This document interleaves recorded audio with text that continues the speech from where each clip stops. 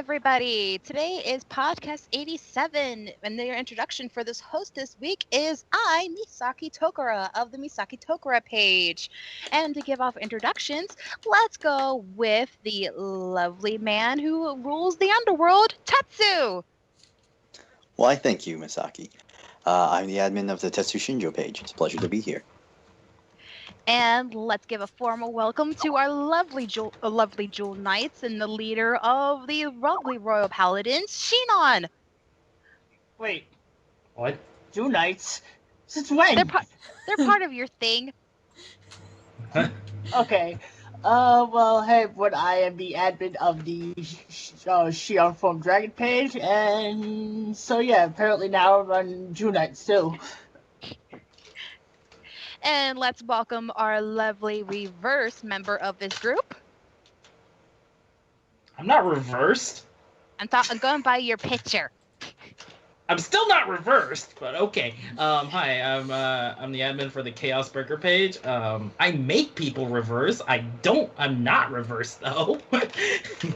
I make people reverse though. So Okay. And let's welcome our lovely demoness of the Pale Moon Circus. Yes, I am a demon. I'll accept that. Demoness. And either way. Hello, people. I'm the admin of Asuka, Lukier, and Mi Amigo Jaime page. I can't wait to see all the new Pale Moon stuff we are getting in this set. And last but not least, let's give the man the king of overlords. Oh yeah, I had to unmute. Hey, I'm the page admin for Toshiki Kai. Hello. So everybody give him a nice quick round of applause.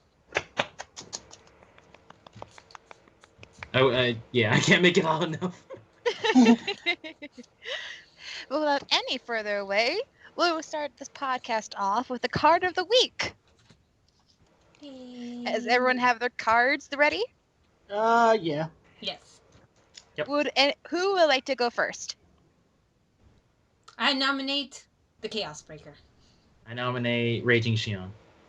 I nominate Asuka. So then, if we all in agreement, Tetsu will go first. Agreed. Yes, Tetsu goes first. Very well then. Well, so my card this week is the Dark Irregular Love Child of the next set. One Steeped in Sin Shahalrat, the new Shahalrat Stride. So its skill is Auto, Vanguard, Generation Break 2, Darkness. Counterblast 1. When this unit attacks, you may pay the cost. If you do, put all of your rear guards into the soul, and this unit gets power plus 10,000 until the end of battle. If the number of cards in your soul is 10 or more, retire all of your opponent's rear guards. And if the number of cards in your soul is 15 or more, your opponent cannot call cards with the Sentinel ability to the Guardian Circle. Oh my Ammon. Oh my Ammon. This is a powerful card. So, biggest thing is, like, it is darkness required, so it's not that hard. If you're running a Shahara deck, you just activate the Stride skill, your darkness is set. It is more or less something I see as a really good finisher on the same, like, level as Giles. So, oh my Ammon, this is good. Steps it up even further, and it nullifies all Sentinels. So your opponent can still drop grade 2s, or if they're Blade Wing, grade 3s into the Guardian Circle, but this card shuts down Sentinels. Oh my Ammon. That is fun. I cannot say oh my Ammon enough times for this card. If I didn't sell my soul to Ammon, I would have sold it to this. Wow. Let's go with Tetsu's partner, Asuka. What do you think of this card? Dang. Yeah, did not expect this. We all expected the best of Dark Irregular and to be the last set. to figure out that, oh yeah, they're gonna be the generation rare this set. One. Two, it actually a really good card that can work in not only the Shahara deck, but in other Dark Regular deck. I don't know about Armon deck plays, because I know you need to keep that soul. But if you're at the end and you want to kill your opponent, this would probably do it.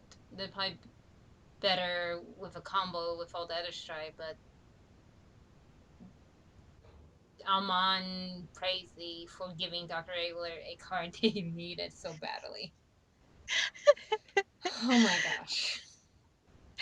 Alrighty, let's go with the guy who has to use like perfect guards and rear guards. Well, everyone has to, but mostly he's relied on them. Shion, what do you think? Whoa! Hold on there. I don't rely on them that much. Then why are they Uh-huh. released to you?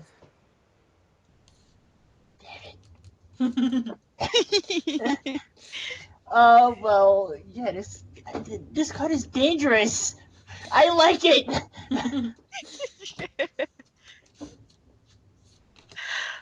Alrighty, Chaos Breaker, what do you think about it? Well, I was actually not expecting something like this at all, because to be honest, the effect is similar to Giles, right? The counterblast 1 plus 10k in a sense.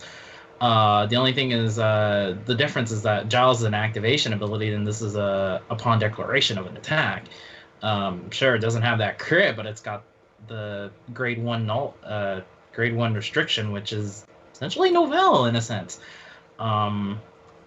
Although I have to see how it goes, because I mean, this and Giles is already kind of dumb.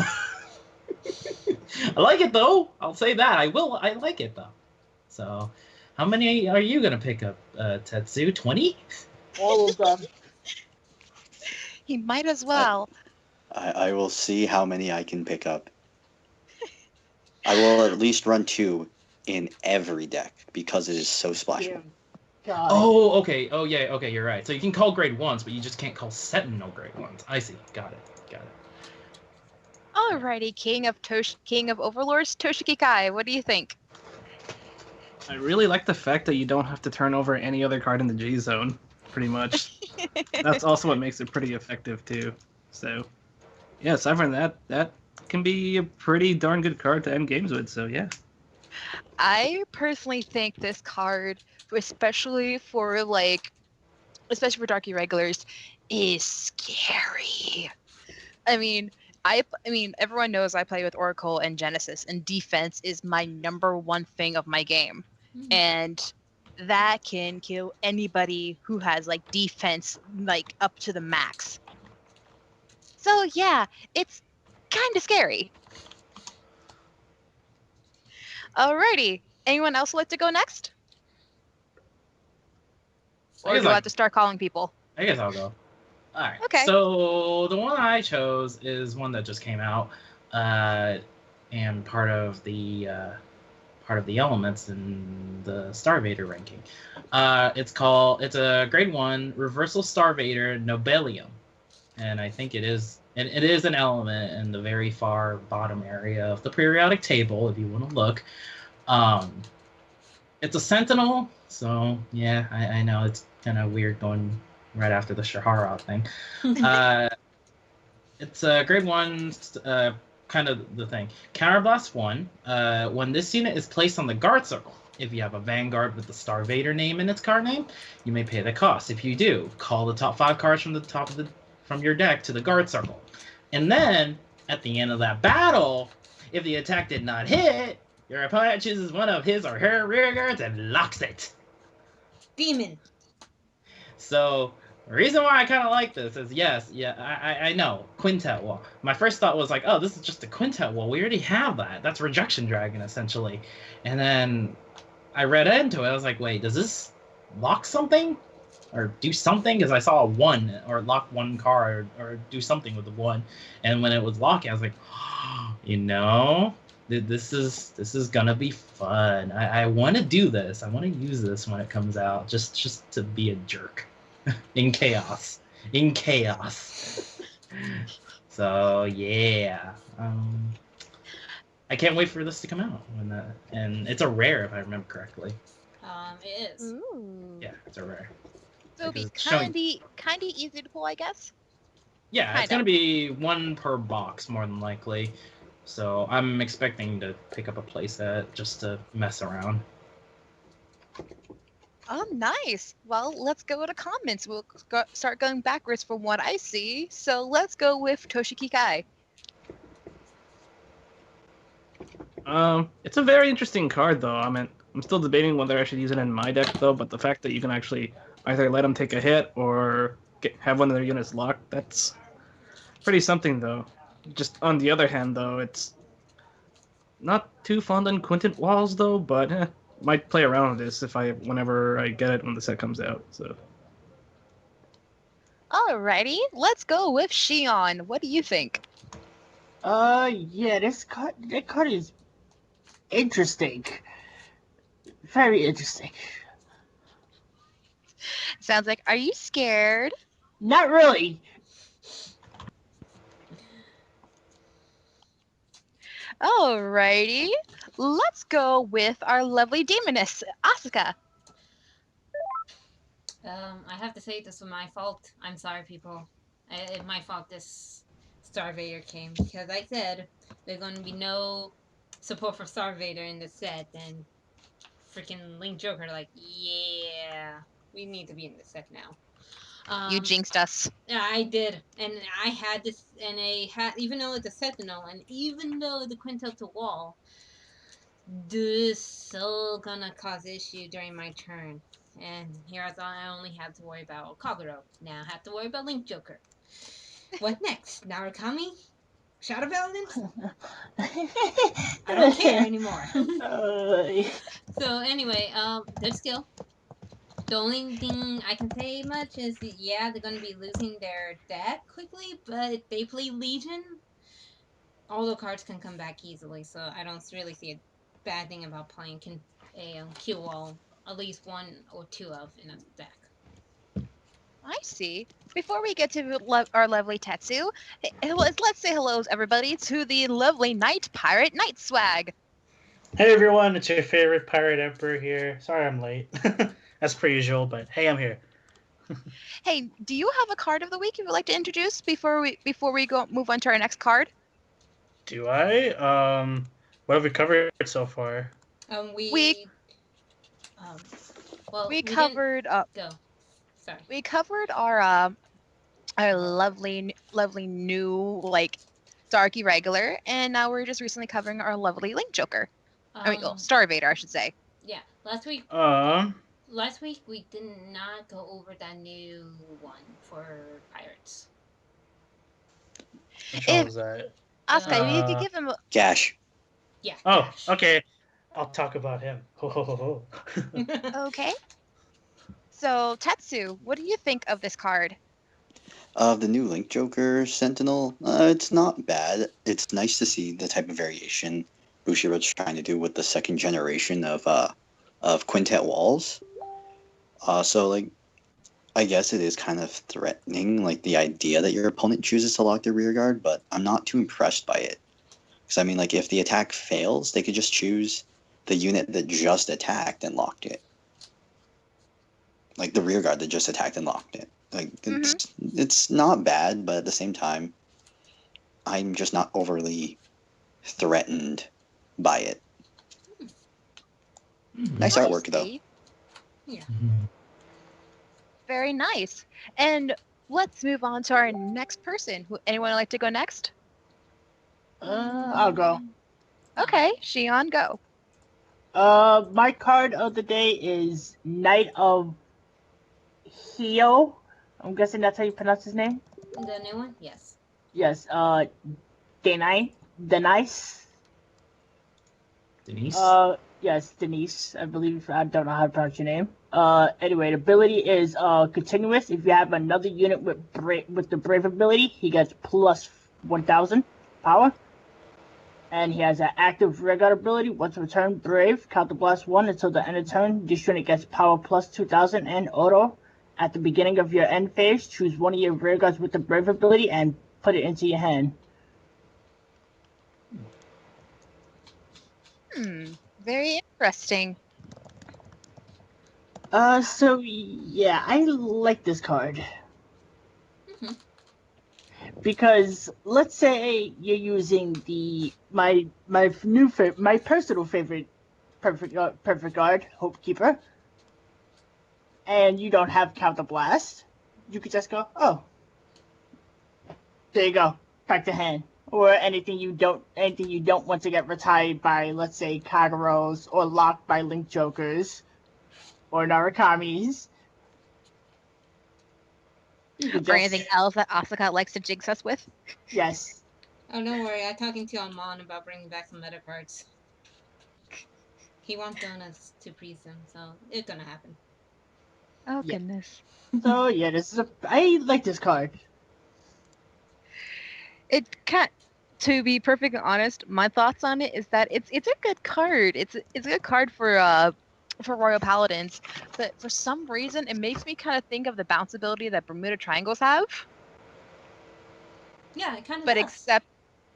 except you can just do it right away instead of waiting like till like you have to do like a combination of techniques to actually activate the skill. Mm-hmm. Well, the new perfect guards for like most of the clan abilities have that ability as well. That's true. Anyway, let's move on to comments. Kai, what do you think of this? Kai. It's a good way to actually replenish the hand after using Brave, since for like Brave abilities you need at least like 3 or less cards in hand, and that kind of like added with Hope Keeper and stuff. It'll be because they actually need to restore their hand after using their skills, otherwise they'd be kind of in a pinch. Mm-hmm. Night Swag, what is your personal opinion? Um, uh, I need to read this again carefully because I think I missed something. Come back to me. Give me a moment. Okay. Okay, Chaos Breaker, what do you think? Denise, right? Yes. It's actually pretty good because for one, the first ability, it makes it becomes a 10k attacker as long as you've got a unit with Brave. So no matter what, like let's say in turn 2, this can become a 10k as a rear guard, and say if your opponent plays a 10k Vanguard, hey, this is a 10k rear guard now. You know that's an automatic.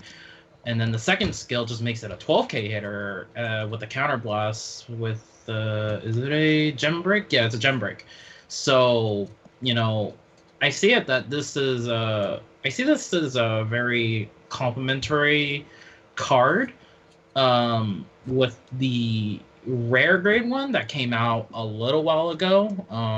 It's like Salim or something. Night of Headwing Knight Salim, I believe his name is. Yeah, like I think this card and that one can go hand in hand and do pretty pretty good combos, because I think it's like it's a 10k booster or something like that at that point if you're Brave, and so it becomes a 20k or 22k. I can just kind of see it like that. So power lines, pretty good power lines. Yeah. Very nice. What do you think about it, Tetsu? It looks really good. Like as a card, like you can definitely use a lot more combination-based plays, especially, well, obviously in the Brave specific deck. But I'm more thinking along the lines of the turns you stride into either Ultimile and just wombo combo the hell out of it. Overall, it is exactly as most people have said. It's very complementary to a lot of plays. Not entirely agreeing on Chaos Breaker's opinion with Salim, because out of all the times I've seen it, Salim should either stay on the field or stay in the deck. Just for those combination plays of superior calling grade 2s. But seeing that he is a grade 2 and you play him on the field, if he's already on the field, then the wombo combo complementary plays are phenomenal. As a 10k rearguard, or 10k continuous regardless, it is also fantastic. I'd see, like, at best, maybe people playing him at 3 or 2. Very nice. What do you think about this, Asuka? Not bad skill, to be honest. They do lack hand, and I can see this working with that new common that came out, the Escort Eagle, which gain a 5k shield when placed on rearguard when you engrave. So you can put it on the field, call it back, and use it as a shield along with the combo with the new Knight card. I think we just need to see what the grade was on the R double R stuff for Brave, because I feel like it's going to make this card a lot better than what it is at the moment. So I can't wait and see more new cards for Royal Hmm, Paladins. very nice. Alrighty, anyone else would like to go next? Okay, so I read this carefully. Oh, sorry, Night Swag. um, mm, to be quite honest, I don't know if how this would work with like alt mile as a whole, because like I don't know, it feels like this is one of those cards that needs to stay on the field, and it's just like a target to, you know, like to retire and stuff. The fact that the second skill is an act is kind of good, considering the fact that you can, you know, set it up and stuff, so you don't need to have a field prior to this. But I don't know. I do like it. It's a good effect, and it is a 10k body when on the rearguard with another brave unit, so it's good. It's good in that regard. So that's what I think about it. Very nice. Uh, Alrighty, everybody. Is anyone else ready to go next? I will go next. I have a good card. Alright, so my card is the new G card for PMU. Doting Holly. I want to say Holly Quinn because it actually looked like it. Holly Quinn Maya. I love that name. So it is a G guard. So G guard step. Magia Audio. Auto. When this unit appears in your G-Guard circle, if you have a Vanguard with a Magia ability, during that battle this unit gains 5k shield. Select up to one card in your soul and call it to the rearguard circle. At the end of the turn, put this unit called by this effect into your soul. If your Vanguard does not have Magia ability, use Soul Charge 3. So what makes this really good? I say it's really good. It basically your Hoop Master without the Cannon Blast and it ability who basically by now who play Magia notice that you have the grade ones, the grade zeros that have the 10 that have the extra shield and you want to call them out and get rid of them. But what also make this good is that if even if you don't have a Magia ability, you get the Soul Charge 3 cards. And in Pale Moon, Soul Charging 3 when you first ride into grade 3 is always necessary. And overall, love this card. It going into my deck, even though I still want the one that can gain extra 1k shield. But until then, I love this card, and I'm gonna go great with my whole Pale Moon decks.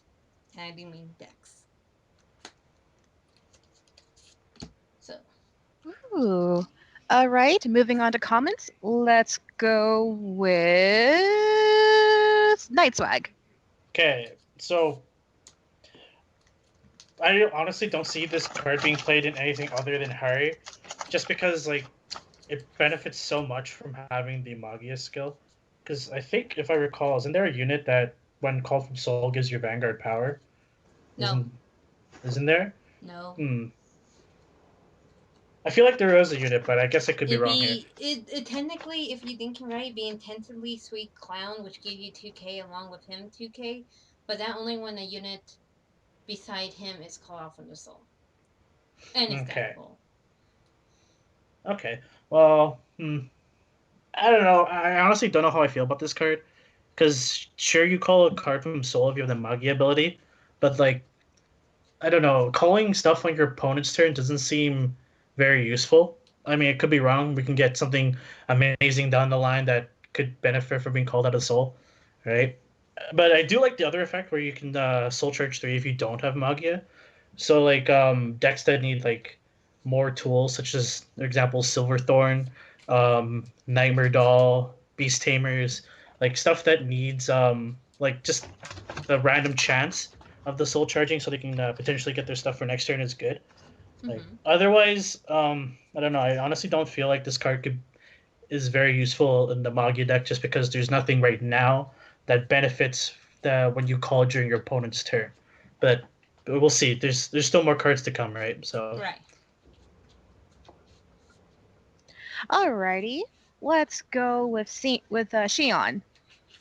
Uh, yeah, it's a pretty good card. I basically Night's Wag said basically what I was thinking. Honestly, I Alrighty. mean, Oh, sorry. I mean that last ability where if your Vanguard doesn't have the Magi ability, you can soul charge 3. I mean that does help out like cards that would need the soul, like Silver Thorns. Hmm. Very nice. What about you, Toshiki Kai? I like the fact that this card has a use for practically almost any situation though, because like saying like, if you have the Magia Vanguard though, then it gets the 5,000 shield after calling a rear guard. But if you're playing a different style deck, then you can just stack up the soul with the soul charges though. But that's mainly what I like about it. Hmm. Interesting. I personally think this card is actually kind of powerful, for Pale Moon. So it's a good thing to have into their deck as their pretty good arsenal. But that's just my opinion. What about you, Tetsu? It's not a bad card. Like I can see it probably at most in a non-Magia deck at 1. The only issue I have with Maya is the fact that it gets the shield bonus if the Vanguard has Magia. So technically in a non-Magia deck, this shield specifically would just break even uh, with a base stride attack. But I will agree that the Soul Charge 3 for a non-Magia deck is nice. It does have a nice setup. The only the only thing I'm nitpicking at the Soul Charge 3 is Pale Moon is a more qualitative, finesse, elegant deck in comparison to all the other Soul Charge heavy decks. Pale Moon is like the silver plattered, high class Soul Charging compared to everything else. So a mass Soul Charge is both a yay and a nay, more so on the yay. But yeah, overall, the card on its own is pretty good. It is very situational based on your type of deck, but I will agree with most people it benefits a Magia based deck, so a Harry deck, more so than anything else. Hmm. Very nice. What about you, Chaos Form? Um, pretty much out of what everyone said, it's pretty good for more like the Harry build, and then it's got the alternative one for non-Harry builds. The other thing I caught on to this was the fact that it's got the Magia part of it in there, which actually yeah, which actually kind of benefits for other decks because, or not decks, other G units, because I think there's one where it's like for every Magia unit or every 2 Magia unit or something like that, it gains an effect or something like that. I'm not great with I'm not great with No. name. I'm not great with names. Mephisto. Okay, so Yes, Mephisto. he knows it. You don't. You face it. I don't pissed play off. Dark Souls. I'm I sorry. don't care. You're not paying attention to my cards. So Okay, guys, not I don't paying care attention. if it's pronounced Mephisto or Mephistopheles. It's the same thing. Yeah. He should know the cards that he get beat with now. Okay, is there anyone that I but- missed? Sorry. Can't Sorry, wait go to ahead, but have Gasmore. fun. like, oh, but like, I was more on the lines. It's like, I feel like it's a very good G guard for the G units, for the stride G units for the deck. So it provides more utility when you G guard instead of ones that don't have that Vegeta effect or line thingy mabobber. Hmm. So yeah. Sorry for anyone if I skipped anybody. No worry, Is there it anybody happens. is there anybody that I missed? Not yet. Uh, to my knowledge, no, I don't think so. Nope, I you're think pretty you did, good. everybody. Alrighty. Alrighty. Who wants to go next for their next card? I guess I'll go. Okay. All right. I picked actually one of the new Genesis cards, though. It's a grade 2 unit called Boulder Fetter Gyol. I'll just call it Gyol because there's a J there. And it has actually the new keyword for Genesis called Revelation, which is when this unit is placed on the rearguard circle, look at the top card of the deck, and you may choose to actually leave it on top or place it back onto your soul. But if you place it back onto your place it into your soul, you have to rest one of your rear guards as a cost. And its generation break skill is you counterblast one when he's placed in the rear guard. If you have a Vanguard with Fenrir in its card name, you may pay the cost. If you do, until the end of turn, he gets plus 4,000 power and a once per turn skill, which is you Soul Blast 3 when he attacks. You can Soul Blast the 3 cards, and you may draw one card from the deck. Interesting. It's a pretty interesting card, and with this new skill, though, it's actually pretty nifty, really. I mean, like, just simple draw card, though, but then you can also have his ability changed by Fenrir, which I believe you'll explain later, but yeah. Other than that, it's not a bad card, really. Alrighty. Let's move on to comments. Let's go with Night Swag. Okay, I really like this card primarily not because of Revelation. I think Revelation on itself is really good, so there's not much we can like really discuss about it. But the fact that this Soul Blasts and as a grade 2 is, I think, the most important thing that a lot of Genesis players really appreciate because now that's another uh, power boost for their grade 1 that gets 1,000 power for every card Soul Blasted, I believe. Was I can't remember its name off the top of my head. It's like Haiti or something, Hattie or something. I don't remember. Yeah, Hati. The blue dog, right? So yeah, Genesis players really like this card just because it's Soul Blast 3. So that grade 1 is instantly a 10k booster before your Vanguard attacks. So it's very, very, very good. And I like this card because Genesis players have a way to Soul Blast consistently.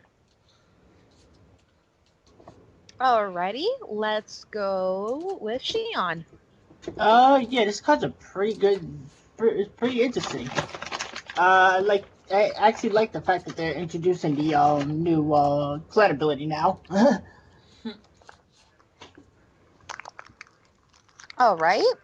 Asuka, what do you think? Revelation. I like it that you get the rest of the unit. But considering that's not a bad skill. The whole counterblast when placed, it actually good 2 support. So then now you're not going to just worry about having this glyph near. If you have this guy on the field, your opponent gonna probably now be hitting your rear guards more often than you used to. The only drawback is probably the Soul Blast 3, but I guess if you're playing the stand trigger, you can put all those back into your deck and shuffle. And it's kind of good that you get to draw a card to have that defense ability. Overall, good card. I like the art. Wondering what he gonna do with all those chain balls, though. Man, What? sure. Oh. Yeah, in the back, they are a lot of ball and chains. I was like, what are those for? Don't know what they're for. Looks But like a battle. yeah, I know, right? Like Night said, it's going to be a good. This is actually pretty darn good. Huh. Very nice. Okay. Personally, as a Genesis player, I think this is pretty interesting. Yet, though, it's personally for me, it's not my play style because it feels like you're taking too much from the soul when your soul is like your main power source. But I do like the ability that if you take the top card of your deck and look at it, And if you want it either in the soul or into or just put back on top of the deck and put it in the soul, it's pretty good. Like let's say if you had Hesperus and you wanted to put her for the retirement to a side effect. The only downside is you have to sacrifice one of the rear guards, which is not so that bad if you think about it. Mhm. But personally, I think it's okay. Let's go with Tetsu. Well, first off, to answer Asuka's question on what he uses those chains for, I'm pretty sure he has very particular tastes. Oh, But okay. But There we being go. serious on Oh. the actual card, I think the revelation skill is really fantastic. The ability to check the top card and potentially put one card into soul is great. Seeing that this is Fenrir based, I seriously don't see too much problem with the Soul Blast 3, mostly because it is Fenrir based. If we remember Fenrir's stride skill correct, if I remember it correctly, it is during the turn you stride on a Fenrir, or on Fenrir, you soul charge 3, choose one of your vanguards, and it gets a skill once per turn, counterblast 1. Choose a card that was placed into the drop zone from the soul and call it to rear guard. Yep. So if you activate the revelation skill and rest a unit, that's no big deal. Just replace it when you soul blast, and combo off with Fenrir's skill. Mhm. Overall, this card is fantastic. I really do like this card. One of the few cards I'm openly saying I like, not on the same level as Shahara, but this is a really good card. The draw mechanic is fantastic for Genesis players, and the power boost is a pretty nice bonus too. Okay. Oh, if I may add, if I can add one more thing to my point, this works a lot better with Fenrir's Stride. That's the only thing I have to say. We'll talk about it when we get. We'll talk about that later. You're right. is there Yeah. anyone? Is there? Let's go with our lovely Star Vader. Okay, so the grade 2, for the fact that it's more Fenrir support, it's pretty good. Now they got on top of Gleipnir and some of the other stuff, they got way more stuff to utilize the soul and stuff like that instead of running like the Jormungand and like the other ones. So it's more choices. The only thing with this card is just that like it's so Fenrir restricted that it's just, I feel like in comparison to like other decks, like other Genesis decks, it's like it's really not worth it unless you're playing something that has Fenrir in it, or if you have like a Fenrir teched into the deck, then it's worth it as long as it's on the Vanguard circle, or like if you're running the Stride. But even then, I have no qualms about the Revelation. Revelation's actually kind of an interesting way to play that deck. It's just that there's so many ways to kind of unrest a rested rearguard, like what Tetsu said.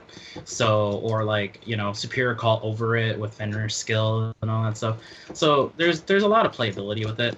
I guess I just don't like the fact that you Soul Blast 3 to draw a card, whereas like in comparison to like Gleipnir is just a boost to attack, counterblast 1, Soul Charge 3, and if you Soul Blasted that turn, before you've activated his skill, you draw a card anyways. So I'd rather get a Soul Charge 3 than a Soul Blast 3 to draw a card, in my opinion. But you never know. I just kind of... I feel like it's more Fenrir based, in a sense. That does make a lot of sense. Yeah. Alrighty, Night Swag, do you have your card ready? Yes. Okay. So my card is called Storm Calling Pirate King Gash.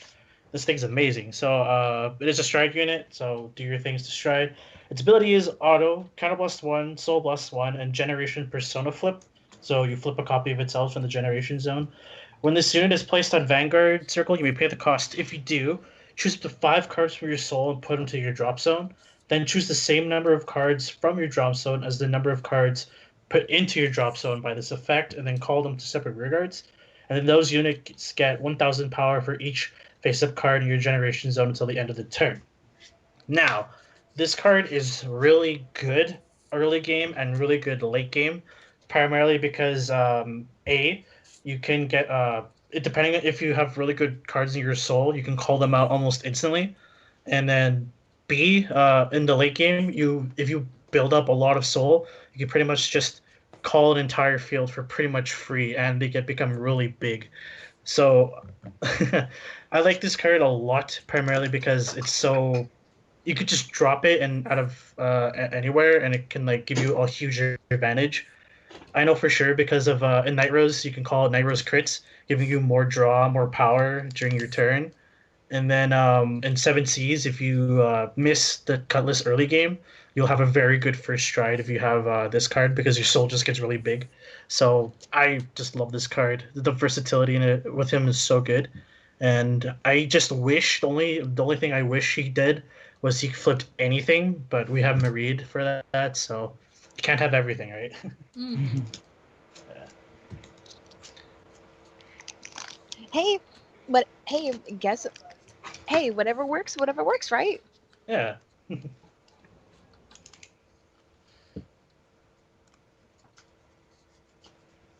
Personally, I think it's a rather interesting effect for it, but it's interesting to see. It's actually interesting to see like some more support for Grand Blue and stuff. Not Grand Blue.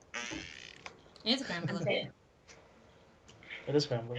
It is Yeah. Grand Blue. Oh, it is. Oh, my bad. Pirate King, My right? bad. Yes, Pirate King. No, it Aqua Force. It wasn't Grand Blue all along. He wants to be king of the pirates. One of many kings. Many kings. But anyway, that's just my opinion. Let's go with our lovely Star Vader. What is your opinion on it? It's kind of like what Nike said. It's a very good early game and a good late game. That 1K boost for every face-up G zone. It can go up to about what plus 8K if it goes long enough, as much as you stride and everything. The only thing is, like, I guess you just gotta watch the amount of cards in your soul when you run this. Like, I can see this in a Night Rose deck being used a lot because you can actually build up that soul a lot easier with that deck. I don't know about 7Cs though. For some odd reason, I keep thinking in my head that 7Cs just won't probably have that soul built fast enough in comparison to Night Rose. Other than that, though, heck, if you can call 5 units from the drop zone by Soul Blasting 5, or 6, technically, because Counter Blast 1, Soul Blast 1, it's really worth it. You just call anything, power boost big time, and yeah, you hit hard. So, yeah. Ah, very nice. Very, very nice. What about you, Asuka? What do you think about it? They needed this so badly. Yes, and I guess like how Night Kid said, I wasn't really thinking like how he was, but off all the combos he said, you really have to think outside the box to make this a really good game ender. And now I see that. Oh wait, you just have to work for it to have this ultimate finish, which is not bad. Out of all the other cards, you do work for that finishing move. You can use it, kind of reminiscing of Gear Chronicles with the Fake Wheel or Fake Rider, considering you can use it at the beginning and at the end. So this is their version of it, and it's really not bad. I like it. Very nice. Very, very nice. What about you, Tetsu? What do you think about it? The first thing I thought when I saw that card was Basskirk. When someone makes a trolley jank build using the Mega Blast, Night Kid, I'm looking at you. Only if you promise to make your Still Vampire deck. Oh, I'm rebuilding it. But anyways, continuing on. The Soul Blast, the Soul Blast up to 5 cards. That's really cool. And seeing that Grand Blue does have somewhat of a better countercharging with the Perfect Garden. Well, I don't know much about, with like the Perfect Guard and all that stuff. It's a really good card. Definitely, I can definitely see it as a finisher if the game goes on long enough. Worst case scenario, this thing is shooting off at least 1 to 3k to the cards called back. And again, in combination with what everyone said with Night Rose, with the mass field call, with the ghosties and the crits, that's gonna be fantastic. That's gonna be awesome. 7Cs, I can see somewhat of a problem with seeing how much they can get into their soul, but seeing that most 7Cs cards come back regardless, it's not too big of a concern how much Gash can soul blast for 7Cs, as far as I can tell. And someone Basskirk this thing, please. I want to see this as a Basskirk in a Basskirk deck. Ooh. All right, Toshiki Kai, what do you think about it? I really like the fact that you can just build up a field out of nothing and just make one giant field, and the power-ups, powering up those rear guards are really going to be, it's a really fun thing to do, really. I can see myself running this deck in my Night Rose deck, though, and overall, just an overall good card. Very nice. What about our lovely Starvader? What do you think about it? Are we talking about Gash? Yeah. Yes. I already talked about it. Oh my bad. I apologize, Shion. okay. I'm sorry, Shion. I almost forgot you. I'm sorry. It's okay. Everyone forgets about Raging 4. Aw, you're used to it. Forgotten Form Dragon. Yep. Who? Oh yeah, this card is pretty interesting. I like the effect. Yeah, basically what Night Kid said. I would see this mainly used in like Night Rose.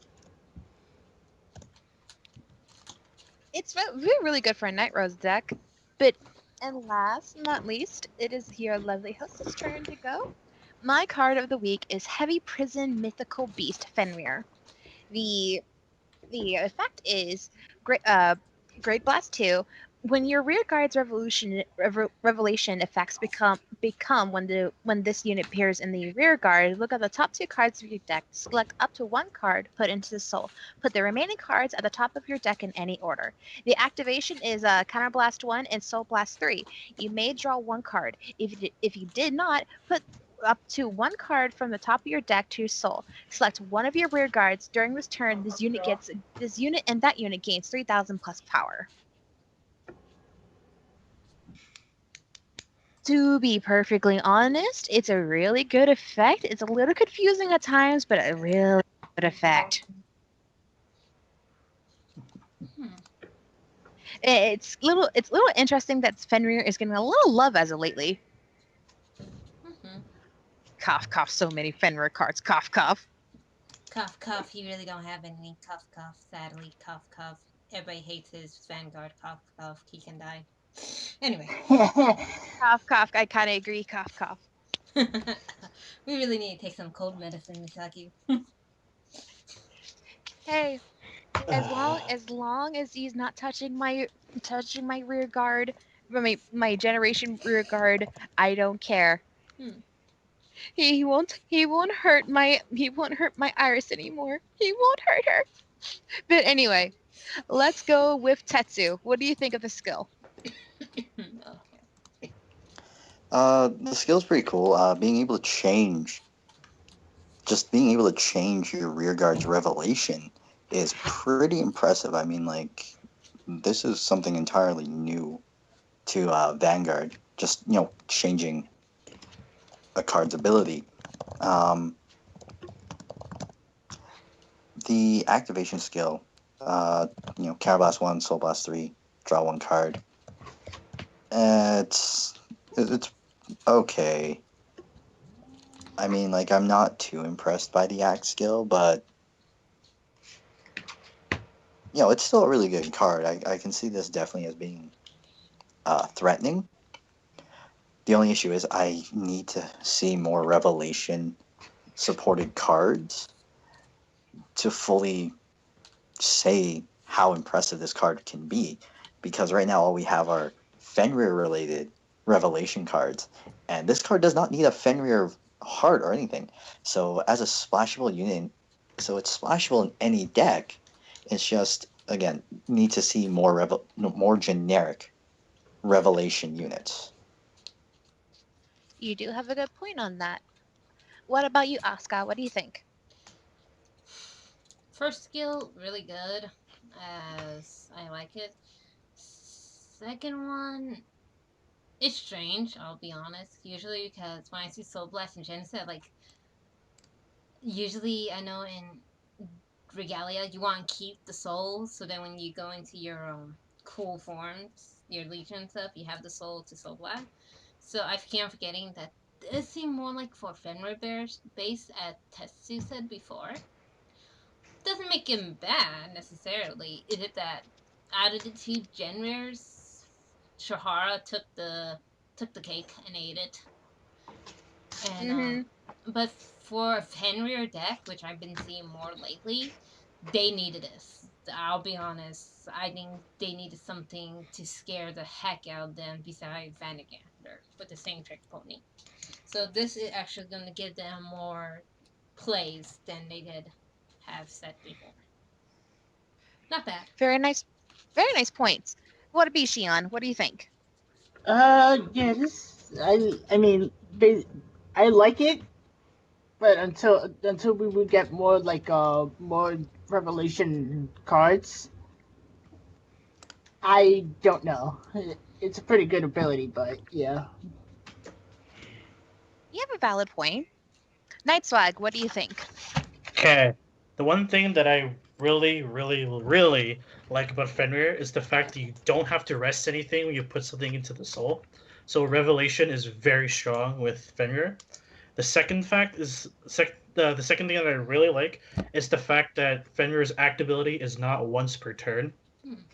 So think about it like this: you call a unit with Revelation, you check two cards. Say it's a card you want in your soul, like say one of the witches that you can super call, or one of the witches that can soul charge. So you put that into the soul, and the card on top say is a perfect card, and you put it on top.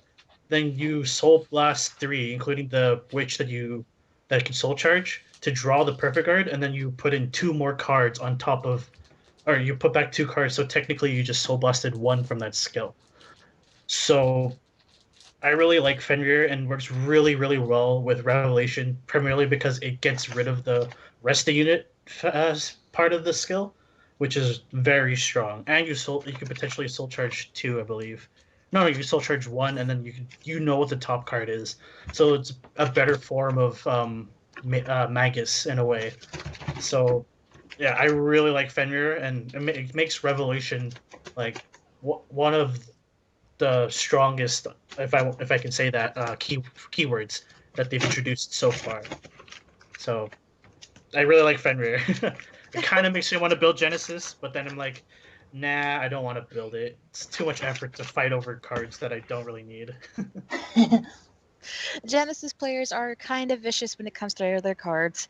I mean, people in general.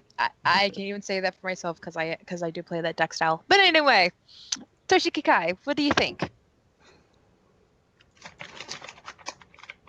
I think Kai kind of died. Yeah. No, I'm right here. I just putting away stuff. So, Ah, but yeah, I works with a lot of the revelation skills, and like you said though, since it's not a once per turn skill though, so as long as you keep calling the revelation units to the rear guard though, then you can just keep on using this ability and keep potentially stacking cards that you want on the top of your deck though.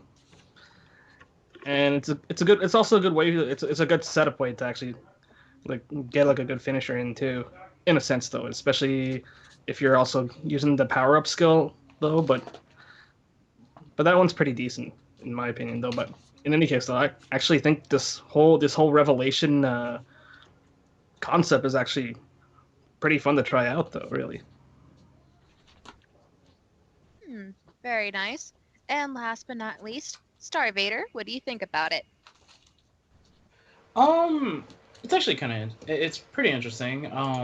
The only problem I see this card is, or yeah, the only problem that I kind of see with this card is just that it, again, like the other, like the grade 2 and the grade 1, unless you get more cards that are more generic, for revelations and stuff like that, it's so Fenrir restricted. Again, it's like, man, what is with this? I was kind of more because I have a Genesis deck too myself, a Regalia deck, and this thing, like, to be perfectly honest, I'd rather just stick with Venegander at this point. It's like there is really 0 point in me picking up Fenrir, just because, oh, okay, all my revelation effects change to looking at the top 2 instead of having, and you don't have to rest. Okay, well, are there any generic revelation effects without having to have a Fenrir Vanguard? I'd rather, not have something so situational, and, I can play at any time, in a sense, as long as I, fulfill the gem break. The second skill, counterblast 1 soul blast 3, draw a card. You may draw a card, and if you don't, you soul charge it and give, what was it, choose one of your rear guard. Both the Vanguard and that unit gets +3. Kind of underwhelming. Like, this thing is more just to draw cards and power up rear, and that's it. I'd rather go Vanagan, and it's like, oh, hey, so +6, activate effect. Oh, I get to look at the top 4 and set it however I want. I'd rather use an end game like that than using Fenrir. Fenrir doesn't really do anything unless it's specifically for Fenrir. So, like, it's kind of an underwhelming GR in comparison to Shahara. So, yeah. Interesting. Alrighty, folks, that is the conclusion of the cards of the week. I think that's pretty good for ourselves. Meh. Yeah. Everyone's just like, meh, we're done. And we only spent like, what, an hour just talking about cards of the week. Yeah, I think that's just about it. Yeah, well, see, there we go. See, we so used to it by now. They're kidding. Well, we talked just so much about new cards. It was quite the revelation on strategies and such. Oh no. Pun I'm so Tetsu over has this. returned. I'm so I had over to at this. least have one I know pun that in me this. and Night Swag are just like waiting, like, give it the idol booster so then we can talk nothing about Pale Yeah. Moon and Grand Blue here. So we are both like waiting for a chance to be like go crazy and spam you guys with cool cards. You haven't even seen my final form. Tetsu, it seems you were quite brave for using that pun. None Anyways, they're let's move coming on. in waves. Let's Hey, move on, shall Misaki, we? quickly. Let's go to the world qualifiers. Oh, okay. Anyone I that's got it. changing that to the person who knows more than I do. Oh, okay. So with the ending of the team league, and now we go to singles World Championship qualifier 2016. It is beginning this month, August 2016, ends in January 2017. Features all 3 card games of Vanguard, Buddy Fight, Weiss, and Luck and Logic apparently as a side event. We do have one World Championship qualifier coming up really soon. We did not expect this to be this fast. New York is getting their regionals, so she on form. Are you going? Hopefully yes. So it's starting August 6th and 7th. It's at White Plains. And surprisingly, even though this is the first one, we don't have any regionals after this for 2 weeks. Yeah, next one I think is in next one I think is in Puerto Rico, right? It's on the 20th, and it's like, wow. So New York just. Puerto Rico. I hear they got good stuff. Oh, that kind of sucks. By the way, I just realized something. What? Huh? So the event is this Saturday. Right. Yeah. I'm leaving to go to Puerto Rico the 10th. Oh. How long are you staying till? to the 16th. Oh, I extend it, went, extend it, extend it. I want to. I really do. Try to extend it so you can go to both. I really do. Because trust me, if I do and I somehow pull a miracle out of my ass, We want pictures. So, yeah, Okay. we want you to try to go to both if you can. Cross our fingers. But so everyone expect New York. Everything up to our recent BT release is pretty much fair game for play. Also, there are some changes to the rules, quote unquote. Not big stuff. It's a 25-minute round now instead of the 20-minute round. Modified Swiss double elimination. So if you lose twice, you're out. Best of one. And then once you make it to top 8, it's going to be best of 3, 15-minute fights, and single elimination. So if you're out, you're out. And this time we get what deck boxes. We get deck boxes depending on the game you play, and free fight we get 1 promo card per game. So yeah, so look forward to all of that. We'll try to keep you up with news and everything. So yeah, apparently only the top 2 players, or is it top? Actually, hold on. Participants on a Card 5 Vanguard tournament will be split into 2 separate blocks. Top 4 players from each block will receive an invitation to the. Oh, okay. This is actually interesting. This is something new.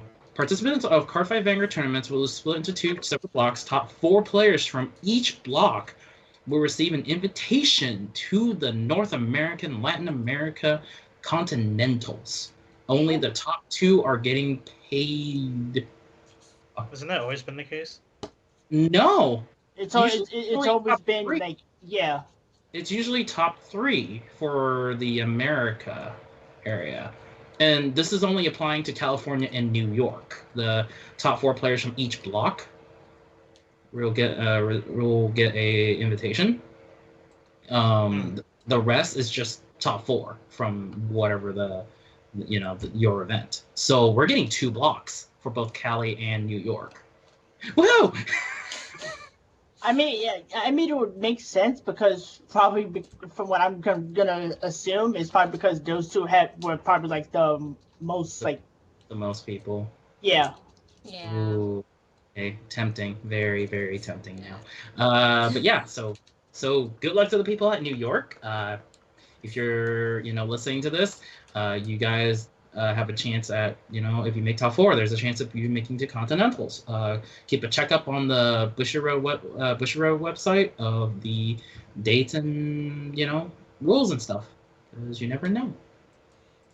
If I didn't have to go to an anime convention, I would totally go to the New York qualifiers. Otakon, I'm guessing. Yes. No. Can I quickly say something? Yo. Angel Sure Feather is. players. Oh yeah. Ref Goodbye, Refros. Ref I forgot about that. So I hope you have fun at your regionals with that. So New York, I totally forgot about that. New York players, your Ref is limited to 1. Good riddance. Good riddance for some people. Yeah. You get a Doc Freud. So Angel That- Feathers, Fridge.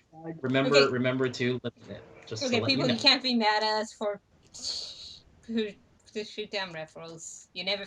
For those of you who haven't faced it, congratulations, you lived through it. We're so the- sorry, the- Angel Feather players. abuse- Sorry, Angel the- Players. the no offense, the abusiveness of Ref was just too much. Even he himself says only 1, I think, is enough, or something like that. I'm gonna break the Canadian stereotype for a second. I am not sorry. Oh, Neither am Refros, I. go away. I'm okay with you at 1. I could have forgiven you at 2, but nah, this is fine. Refros, please go away. I'm tired the of flavor seeing the text. infinite. I'm tired of seeing the infinite combo. And also, yes, There can Refros, only be one. even you say it. There can only be. How about 1? How about 1? You said it perfectly. We only need it. So, not sorry.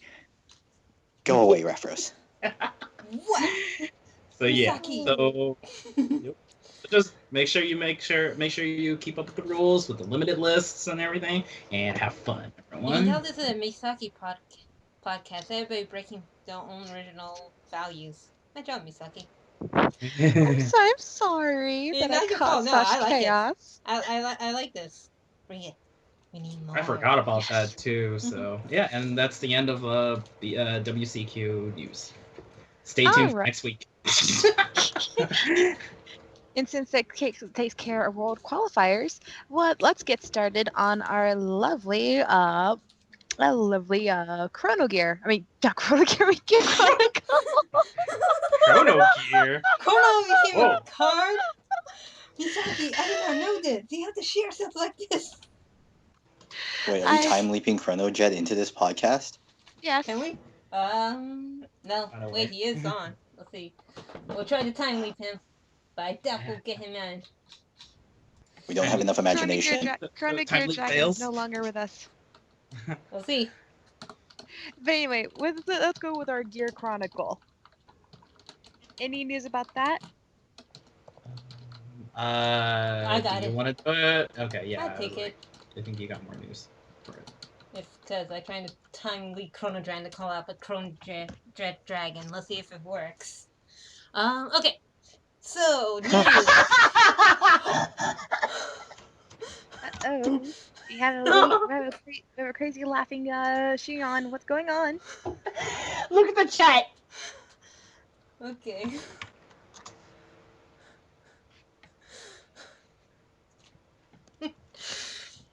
Anyways, Oh. you were saying about the. I am. Okay, he is not available. Ah, man, didn't work. I don't have no more Chrome Jet in my deck. Okay, so we do have news for the new Gear Chronicle Clan Booster. Yay! What the new news? We know 2 of the 2 GRs are going to be in this next set. Well, what the name? First one is Colonel Dragon GG, or everybody else like to call it. Colonel. Do we have to call him by it? Yes. Yes. You say it. Yeah, baby. Okay, so there is actually What? 3. There are 2 names apparently. Chrono Jet Dragon Gear Groupie, or Chrono Jet Dragon Gear Groovy. What? Oh, I didn't hear that one. Yeah, so there's Oh. actually 2 names for this card. There could be a third one. We can make Get it good. where it says Oh, good game. no. Good game. Chrono Dragon, good game. Get good. Chrono Gear Evangelion. Oh god. Oh my god. Damn it, Shinji, get in the Ava. Oh my god. Okay, so the art look cool and awesome. Oh my god, that actually explains the scarf. It's an ass scarf now. Oh. Zoinks. Anyway. Oh gosh. Swinks, man. I know. We are not making this up, people. We are not making this up. I actually tried to look for the English release, and they are not giving it to us. Not yet. So, until now, people get goofy with your gear side. So, the next card, which I find hilarious. And for those of you who know movies, this is called the Ex Machina. Is that her form? Do Ex Machina. Yeah, the Ex Machina. Do you know what that means, people? Do you know what the Ex Machina means in stories or movies or films or anything from TV shows? It's poorly written. One, yes. But this also means that it's a plot helper. Usually a DX Machina would give something to either one, help the plot move forward, or 2, give a way out so people can have a bright sunny day towards the end of a movie during the plot. Considering this is Gear Chronicles, considering this is probably going to not be used until the end, considering either Chrono or Ryu-chan are going to use it, this is going to be shenanigan with the car skill. It is So, going to be nuts. so basically, We got DX Machinas and the 70s, aka Get Gear Groovy. Oh, Gear Groovy. Oh, get good. A good game. Whatever it is. GG Nori. Yeah, pretty much. I shredded GG Nori. Yo. Get in the freaking dragon, Chrono. Yeah, baby, let's take this card fight back to 1960. Dear Lord, have mercy on your souls. We He don't doesn't have any a soul. souls. You know what? I sold my soul to a mod. Dude, I'm a freaking pale moon player. I have freaking enough soul to live through this hell. Oh dear So are we Minerva, talking save about me. we're talking about the skinnier next stage? Yes. Is that what we're talking about? The Yes. right one. The right. Oh, okay. Oh god. Got his groove, baby. He's gonna get ready to shag up the card fight tables. No, no, no, no. Oh god damn. God dang it. People putting your hashtag now Yeah, kind of baby, got going yeah. crazy. This is one hell of a day. We knew they were coming, and now let's everybody go crazy with this shice. Oh, I like my hashtag. Oh god dang you. Really? Really, Oh Leon? my Leon, really? gosh. You see that red button there? Anyway. Fun! And for what reason this actual card name would be.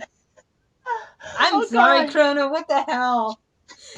According to the wiki, it is actually Gear Groovy.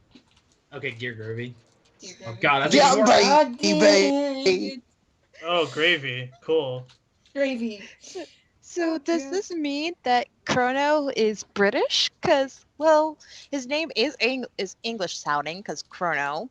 He has His mom's red British. hair. Most Japanese don't have red hair. He has Mm. green eyes. Most Japanese don't have But- green eyes But either. may He's I say something? British. Hold on, but we got Tokaha, He's who is Jason Blood. Japanese, who have green hair. We have Asuka, me, with blue hair. Tetsu, who got a goatee at the age of, what, 20? 21? I also have purple hair. Yeah. Misaki with But silver here's the hair, thing. bluish hair. The only one who probably no one would probably Shion, even then, he's not even Japanese. Well, he's half Japanese. Plus, Yeah. I'm gonna throw in the biggest plot device. That Or DS plot Mafia reasoning. right there. Yeah, see that? I was just about to- DS Mafia. I was just gonna say anime. When does anyone in anime have normal hair? Unless it's like one of those slice of life, and even then, it's kind of on the fence. Also, let's keep on going. This is a card fight. This is a show with card fighting.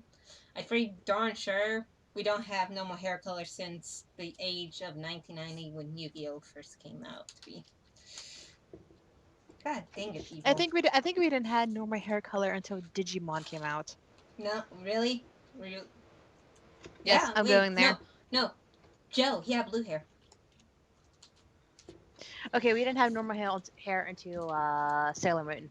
No, that's wrong. Yes. No. Yes. No. No. See, Sailor No. Moon. Even I know. No. Sailor Ami has Mercury. blue hair. Mercury, yeah. Pluto had. All right, Pluto had let's green hair. Let's go back to maybe normal move on. Yeah. Yes. Okay, so that is for the news for Gear Chronicles. I kind of want to buy these sleeves. If not, Kyanga and Misaki. Alrighty, let's move on to the new episode. I have not seen the new episode, so someone who has, please explain it. And I do not mind spoilers. So today it was a showdown between Mega Colony and Genesis. Nah, I forgot the bug guy was in that episode. Wakamizu and Shoma. Shinonome. Shoma. Shinonome. We're gonna call him Shinonome now. So the battle was for the computer program. What for? I don't care. What happened? Well, we'll just say Genesis wiped the ground with freaking. To be honest, yeah, that was a bad move on Mega Colony's side. I mean, he could have won and said he would Smart guy. Smart guy, stupid. He made a place. dumb misplay. Yeah. So that was this week's episode, and And my opinion on it is basically this. Why the hell is Shinami aiming at Ibuki? What the hell Ibuki ever did? Shion, get your ass in gear and go beat the crap out of him. Anyway, I like the part Yay!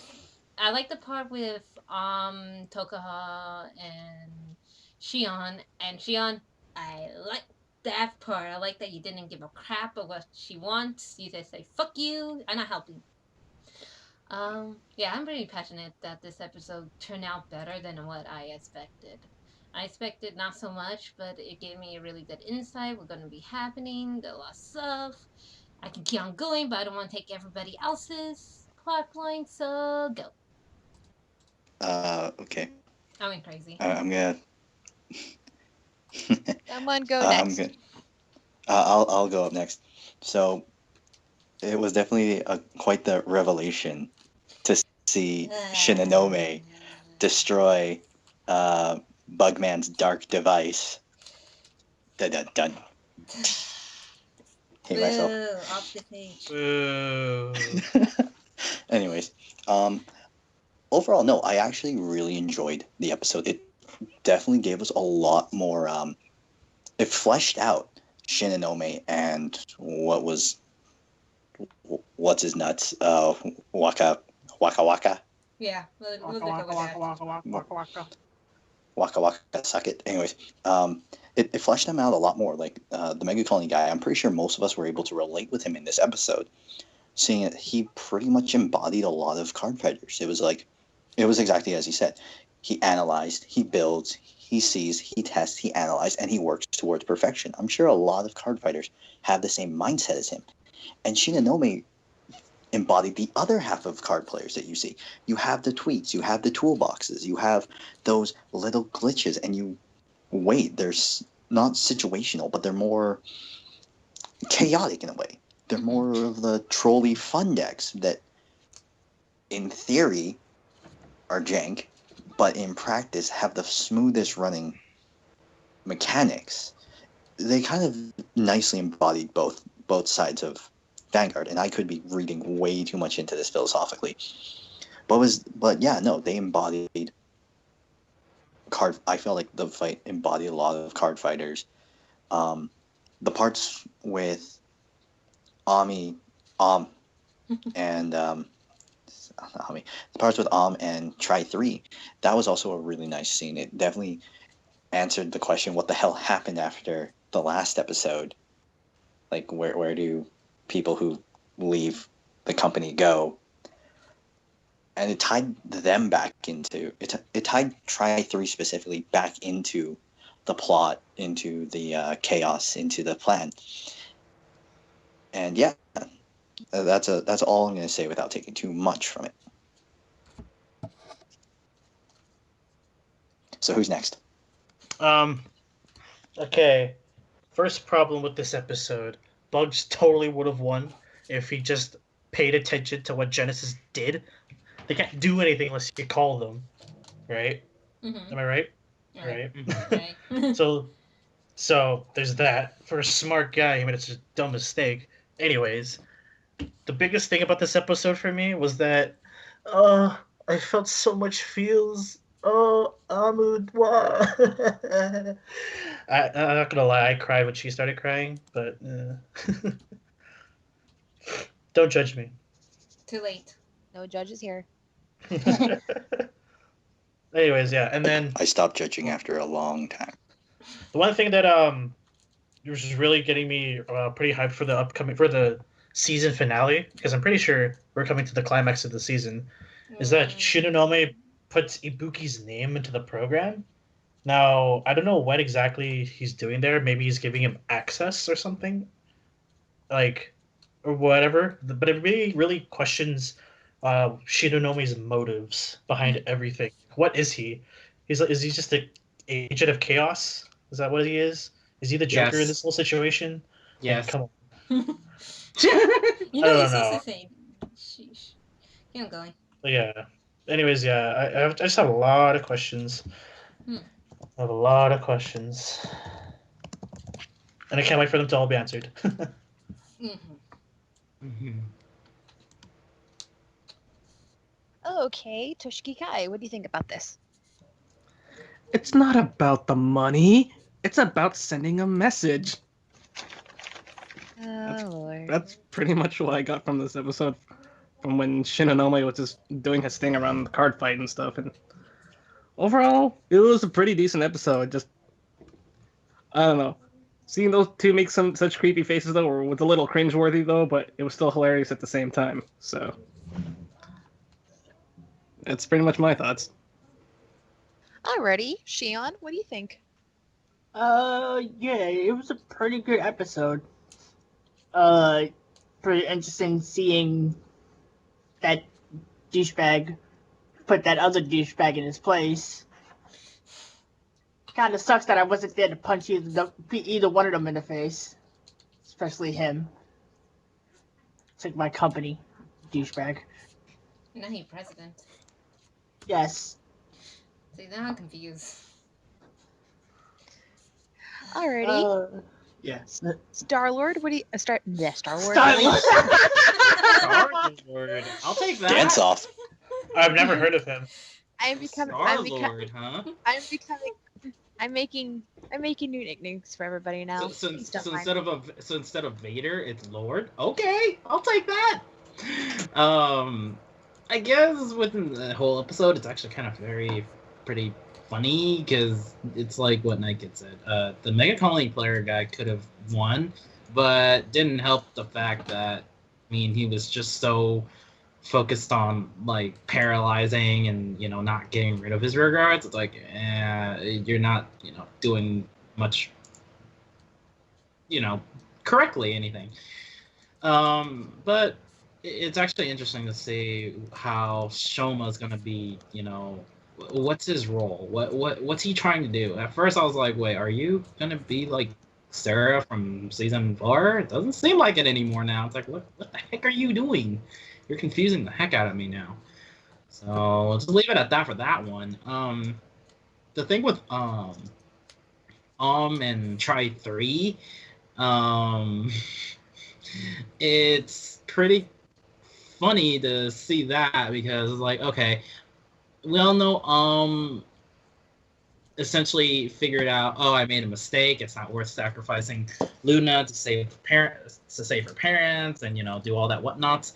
So she tries to save her, fails, and goes to try and asks Try 3 for help, and in a sorry state way.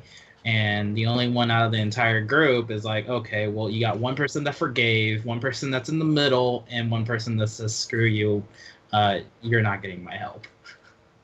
And it was interesting, and I'm kind of like I'm expecting it way too high, I guess, for Vesha Road, but it's like no matter how it goes, I don't think any type of punishment is enough to have atone for what she did. And so I feel like for her to atone deeply is either she has to be alone by herself for a long time or take away something that's precious to her. And to make her feel what Shion felt, because it's like Shion felt really bad, or Shion, Lost everything. Lost everything. Yeah, Shion lost everything. Essentially gained everything in a sense and lost it all to Shoma. So like, all right, well, to be fair, there's a cause and effect to everything. Needs to get hit with something, and even though I feel like it's bad, it's like, okay, well, there's a lot of things that could happen, and I'm gonna leave it up to see how Bushiro does it. But if doesn't get any repercussions, I'm gonna be like, you lost my respect, really do, sadly to say.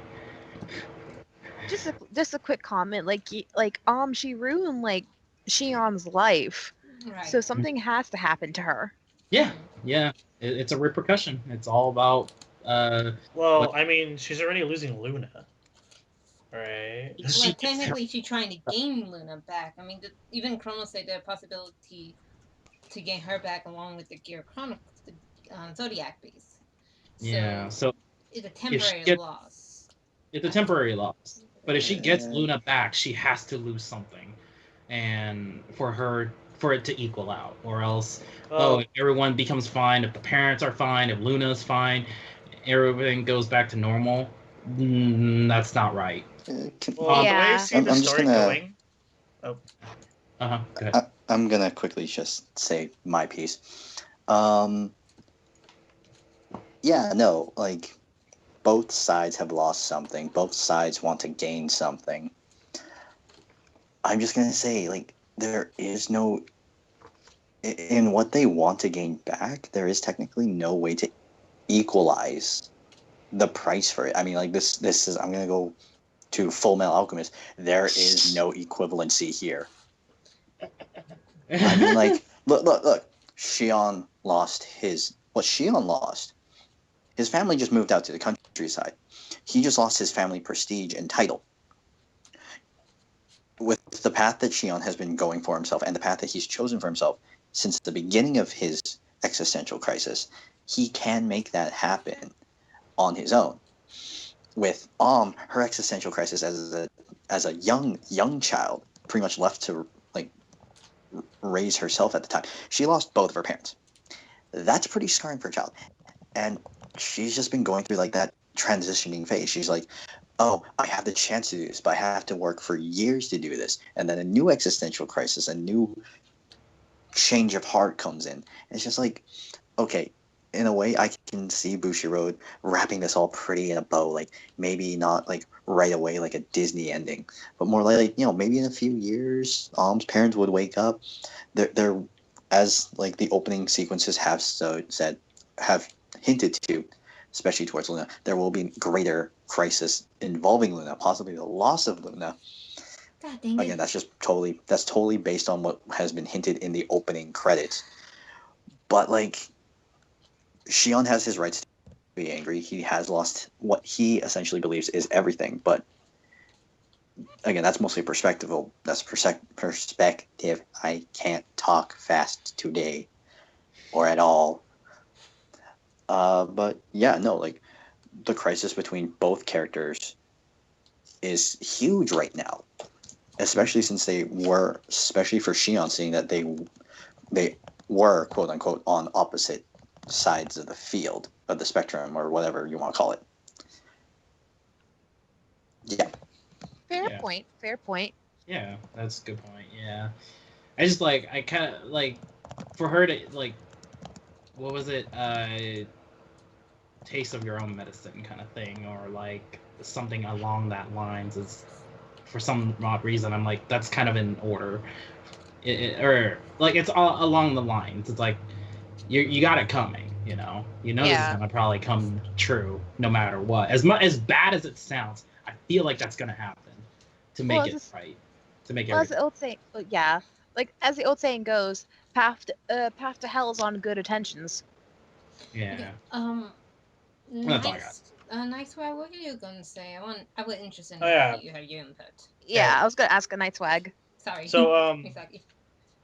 That's okay. okay. When it comes to like anime and like stories, they always they all kind of follow like a similar plot, and this is one of those plots where you start off with a character who seems like a good person, realize that they are on the wrong side of the whole protagonist spectrum, right? They're on the antagonist side, and then they realize the error of their ways and they come back, and then the main group has trouble forgiving that person, and then they eventually find ways to like redeem themselves. It's kind of like the tragic hero sort of idea where they've had the potential to be good all along, but then one bad thing happened to them, Mm-hmm. right? And in Am's case, her parents got were put into a coma, and Ryu, what's his name, the bad Ryujin. guys, Yeah. yeah, he offered a chance to save them through this really bad means, right?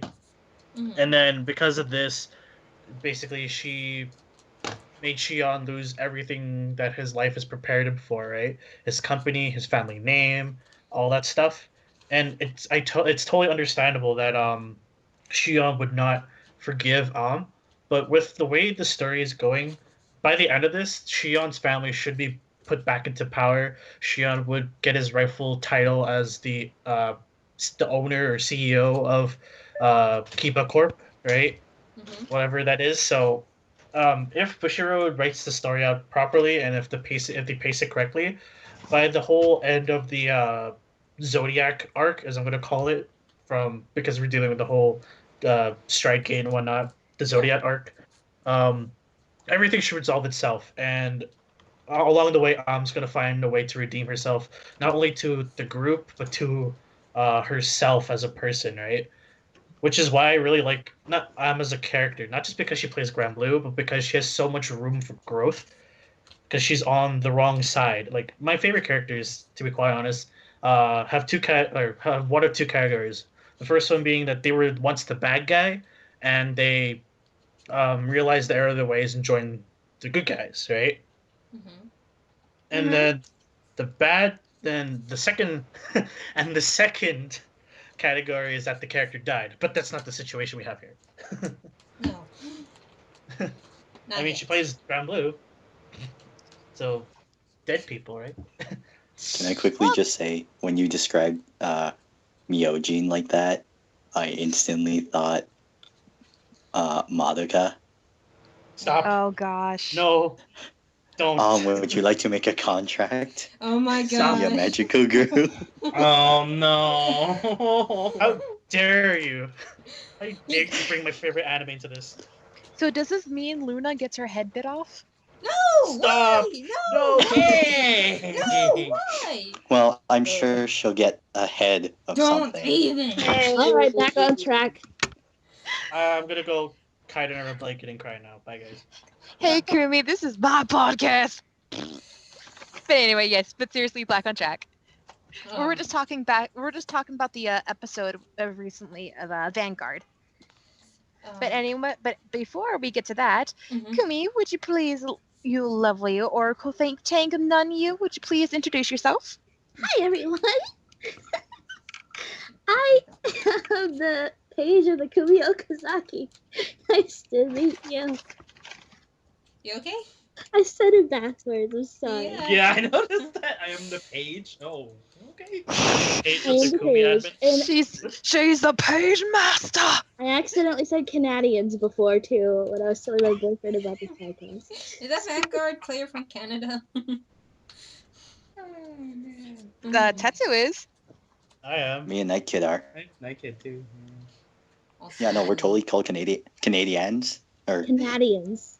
Canadians. Yeah, Canadians. totally, eh? That's what I said on accident. I think it's pretty much established that Kumi is low-key Canadian, so we can forgive that. Oh. We are sorry to You like any maple Canadians syrup. who are watching. We apologize to any Canadians who are listening to this podcast. Oh, yeah. Oh, no worry, eh? We'll just go take our hurt feelings to our free healthcare.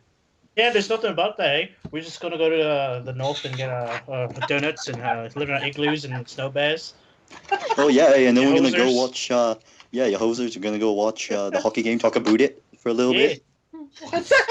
Got no problem with that, eh? When did Yeah, hoser. Canadians start becoming English? I know, eh? I picked the wrong accent. I'm sorry. It was the spur of Oh, the no moment. worry, eh? You No just need worry. to you just need to take care of it. No worries. Oh, yeah. Nothing You about gotta it you think- can do. You just gotta think about Barney Rebels. Oh yeah, Red, yeah, eh? You gotta do that, eh? Okay, Rocky and Bullwinkle. Whoa. Yeah, Don't mean I gotta to stop. cut you off. Okay, Anyway, back on okay. track. Back on track. Today we have a fun topic for today for our lovely discussion. What is one character you used to hate but now like? Oh, that easy.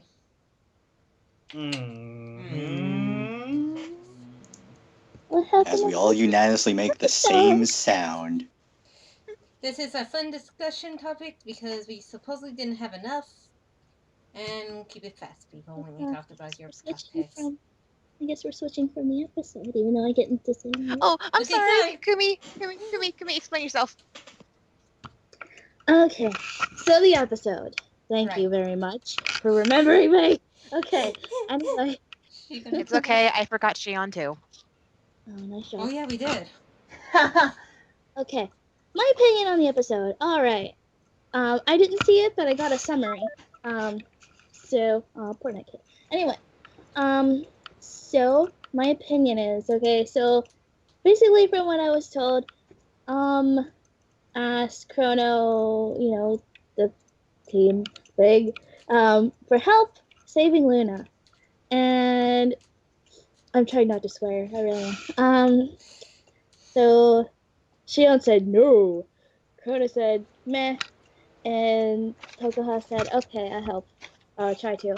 And so she wants to atone for what she's done, because obviously what she's done is horrible, but I mean, some things can't be forgiven.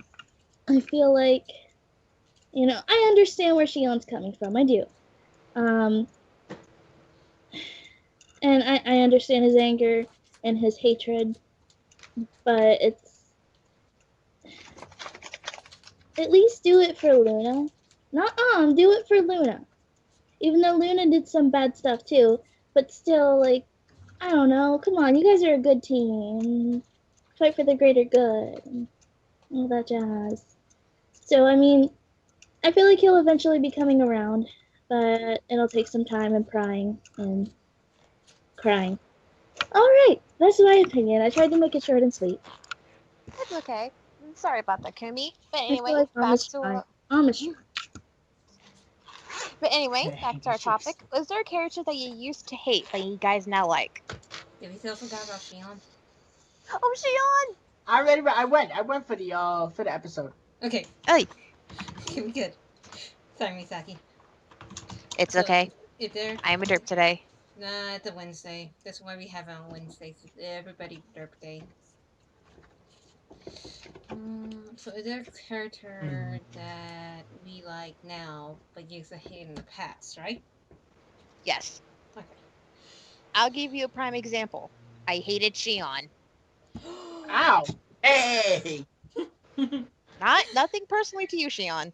Nothing personal. It's just before that I didn't like his rich, snobby attitude, his high food attitude that he's better than the earth he walks on.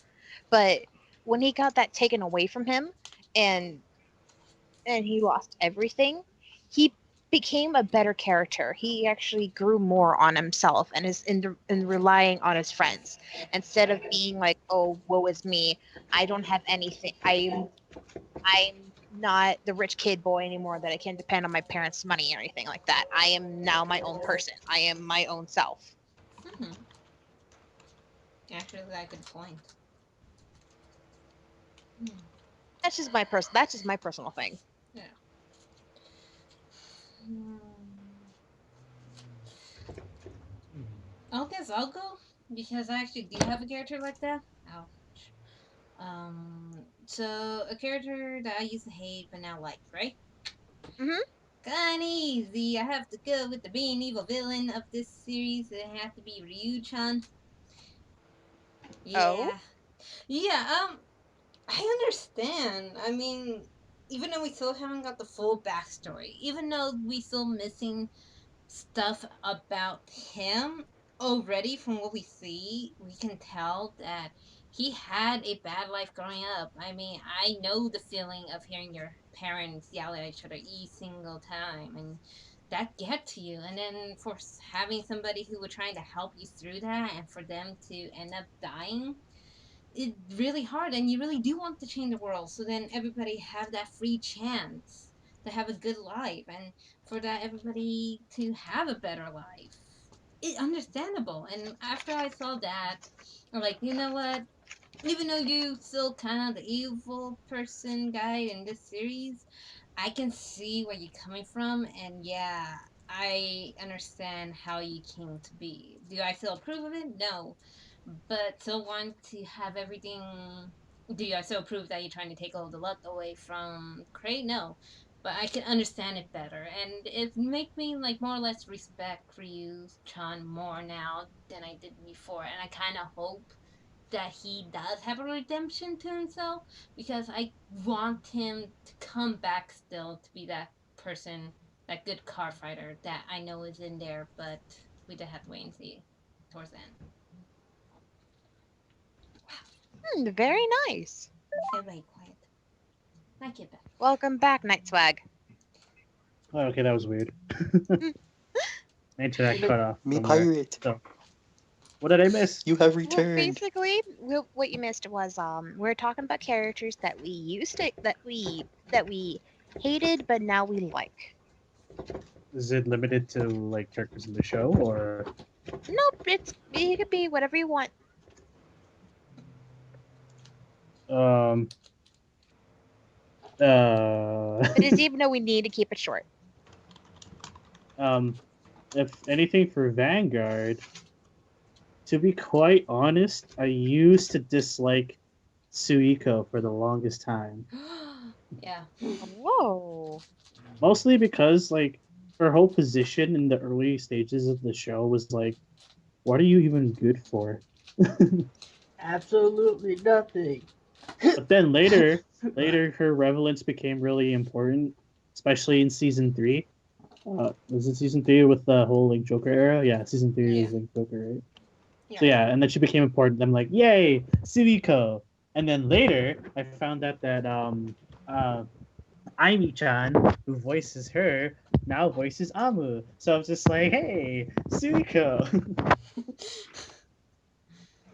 So yeah, Suiko. That's my choice.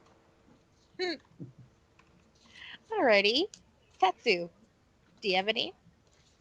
Um, actually, it was really hard to pick one, but for Vanguard, I'm actually gonna have to say the guy we've all been ripping on during the episode, uh, Sosuke Wakamizu, the Mega Colony dude.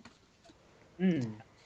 What about the siege? I know it's really weird because like he's only had limited screen time, mostly him in front of a computer saying, "I Wakamizu am perfect. I Wakamizu am this. I Wakamizu," and talking in the third person because I can talk in the third person because the third person is who I am as I am Wakamizu.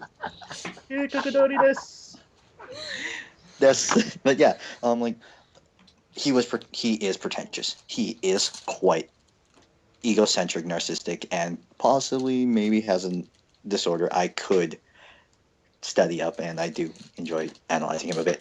But I can relate to him. After this episode, I could relate to why he does it, like how he described himself. He analyzes things, he goes through, he builds, he tests, he does the whole trial and error thing, trying to perfect a deck. I can understand that. I can relate to that. And it's something I highly respect in card fighters who put the time and effort to advance themselves not only through the deck but through their mindset. Very nice. What about you, Kai?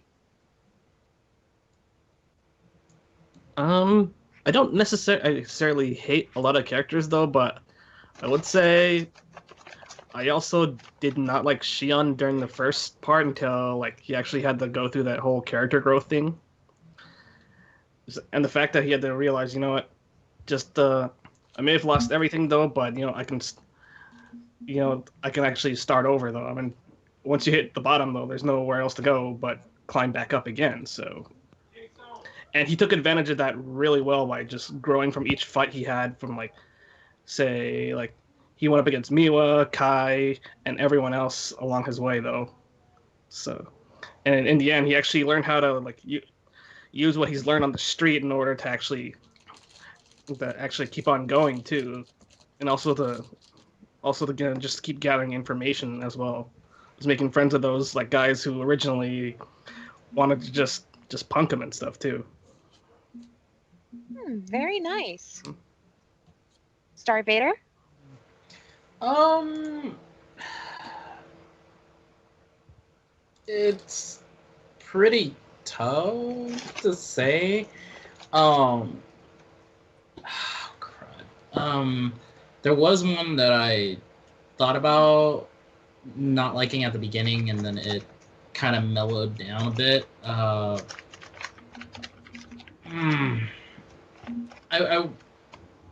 I totally forgot too, and it was a girl character. I'll say that it was a girl character, and I forgot who it was. Oh, Corin. Corin. It was Corin. There we go. It was Corin. It was Corin. I was like, why couldn't I think of it? It was Corin because at the very beginning, she was just like very mean. Like I didn't want to say the other word. She was just being really mean and like, oh, you're wasting my time, yada yada yada. She she thought too highly of herself in a sense. I was like, dang. And I mean, come on. I mean, first season, Aichi, new player. Why are you being so mean to a new player? Yeah, I mean, I have that relation too, but it's like I still play and try to win and all that stuff. But I don't talk down like that. She eventually mellowed out a bit more when it came to what is it? Season 3? Yeah, season 3. When season 3 came around, she started mellowing down, and it's like, oh hey, she's actually really nice. Yeah, she's hard on people, but it's like there's certain reasons why. Other than that, she's actually a very nice person and very caring. And as we saw in season 4, that proves it. It proves that she was a caring person, and wanted to help out Aichi in this case. So yeah. And then season 4 happened. Yeah. Season 4 does exist, people. Yeah. So that's Season my 4. take on that. What about you, Shion? Honestly, I would have to say Aichi. Ooh. Because during for a while he just seemed like this generic main character. And then it went further into his backstory, into why he was like this way, and I was like, huh, makes sense. Then you figure, okay, towards when it grows later towards the season, every season you see he just wants everyone to be happy and whatnot. So basically the Shinji effect. Yes. Yeah, but Well, he unlike has the most Shinji, character growth out of everyone too, right? yeah, true. But unlike Shinji, everybody he actually grew and wasn't then revert back.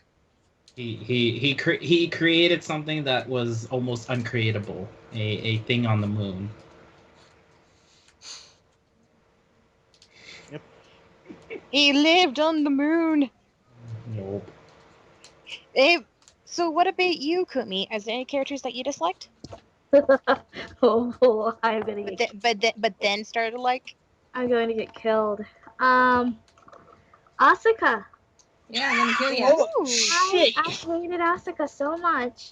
Like in the first season, she was such a beep.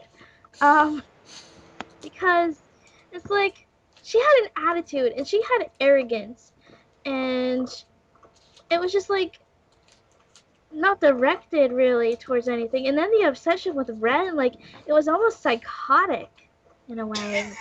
I'm quite serious. This is how I felt. But it was psychotic, And then like season 3 rolled around, and she's reversed. Look at me! I'm evil for you. I couldn't stand her. It was bad. But like, there were moments where it was cute. Like, I liked her rivalry with Misaki. It was cute. Like, I don't know, the typical girl thing. Oh, you're a girl. I'm a girl. I don't like you. Kind of thing. But no, she grew on me. Like, because like even though I despised her in the beginning, I realized, wow, it really takes a lot of skill to use Pale Moon. Like, she is devoted to Ren, regardless of the psychotic traits.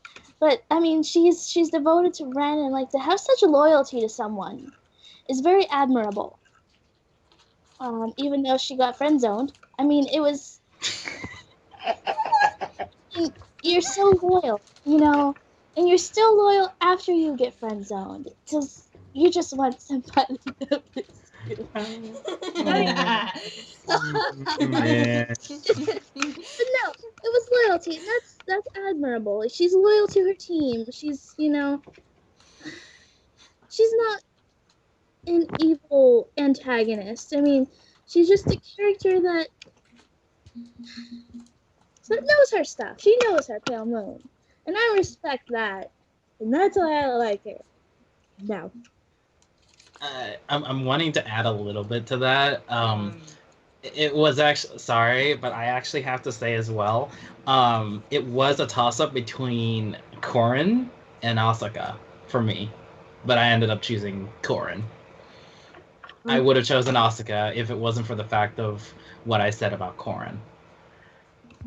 I also So, would have chosen Misaki Mm. because she. I mean, the whole parents thing. I understand. That's a cliche thing that happens in a lot of animes. Like, oh, my parents are dead, you know. But I understand why, and I respect that. And she's strong because of, you know. But like, I don't know, she was such a bland character. She was just bland. But then again, she was like, she knows how to use that OTT. So Inspirational for OTT, my friend. yeah, and then she Um, clan hopped. Oh. okay, I see how things are. I see how things are.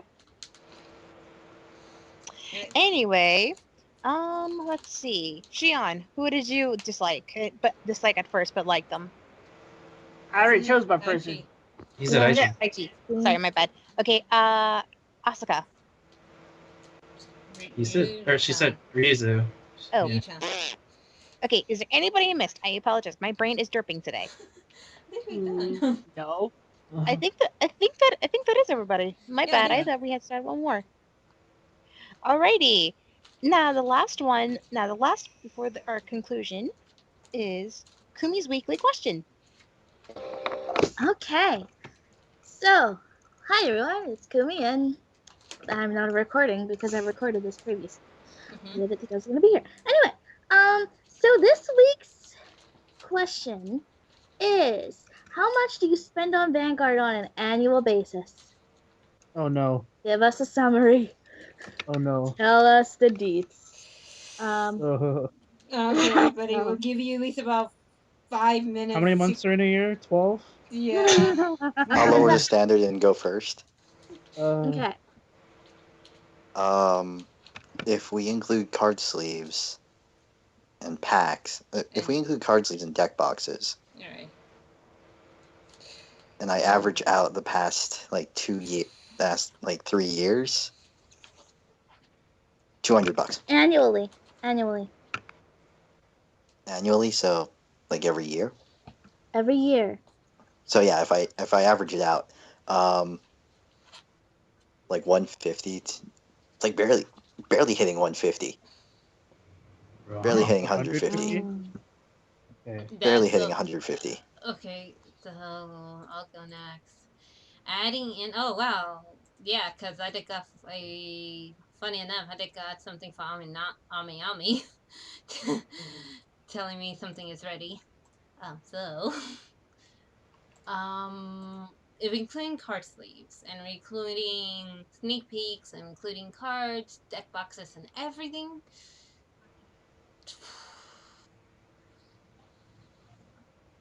Shies. I'll see. And on annually, if like this month, this year, gonna probably hit me up to 350, even probably a little bit more, considering I got like 1, 2, 3, 4, 5 stuff to buy before the end of this year. So it is getting up now to a lot of money. 350 on average for a year. I spend a lot. I am going to be the guilty party, and I just going to say I throw all my money at Kai, but I usually spend like annually like on my own cards about close to, if I'm getting like cards or participating in tournaments altogether, $80.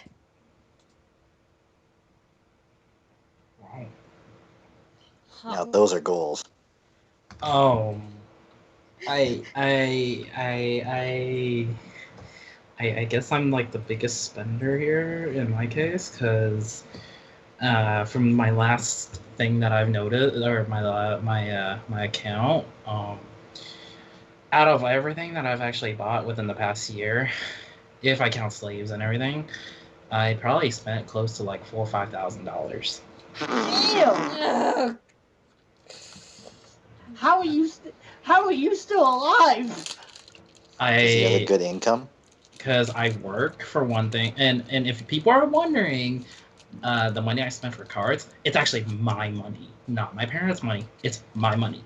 Um, that I because I'm a substitute teacher, so I make money. And the other thing is the fact that um, even though I invest in cards, I do go turn around and I sell them and sell them to people at like 80% of the price that I got them for, or for pulling like I spend like 120 on a kit, pull like about $200 worth of cards, turn around and sell the like let's say like I'll take the example of the recent set 7. Bought I think I bought like what 2 kits or 3. I think I bought 2. Pulled the Angel Feather SP pack. Valued it at 200 at one point, and then I ended up selling it for 150. Well, that 150 essentially paid for at least 1 kit and a little bit more. So what that meant was that I just turned it around, sold it, and I got a bunch of free cards. And then like I just do a loop between what I have and what I sell. And so it's like it just doesn't seem like I ever run out of money, but I mean like I don't run out of money. It's just like um, I buy, I invest, and then I sell. So I make that money back. And then when hype prices go up, sometimes on certain cards that I happen to have, I just sell it immediately. And it's like, oh, hey, look, I just got a bunch more money. Like, heck, even at regionals, I made like, $400. Can I just make a quick comment real quickly about that? Yeah, go for it. What you buying, stranger? What you selling, stranger? A bunch of sometimes it's usually a bunch of SPs, maybe a secret, maybe GRs, crazy stuff. I'm not getting. I'm actually not getting with half of the stuff I I'm saying. know. Thing is, I know you're I'll not buy getting. that for a hard bargain. Thank you, Shion. You're You got welcome. the reference. I'm not great I at understand references. it because my girlfriend plays the game. Okay. It's okay. It's okay, Starvader. It's actually a quote from Resident Evil 4. Yeah. Oh, okay. Oh, the Yeah, guy with the I trench didn't coat. catch.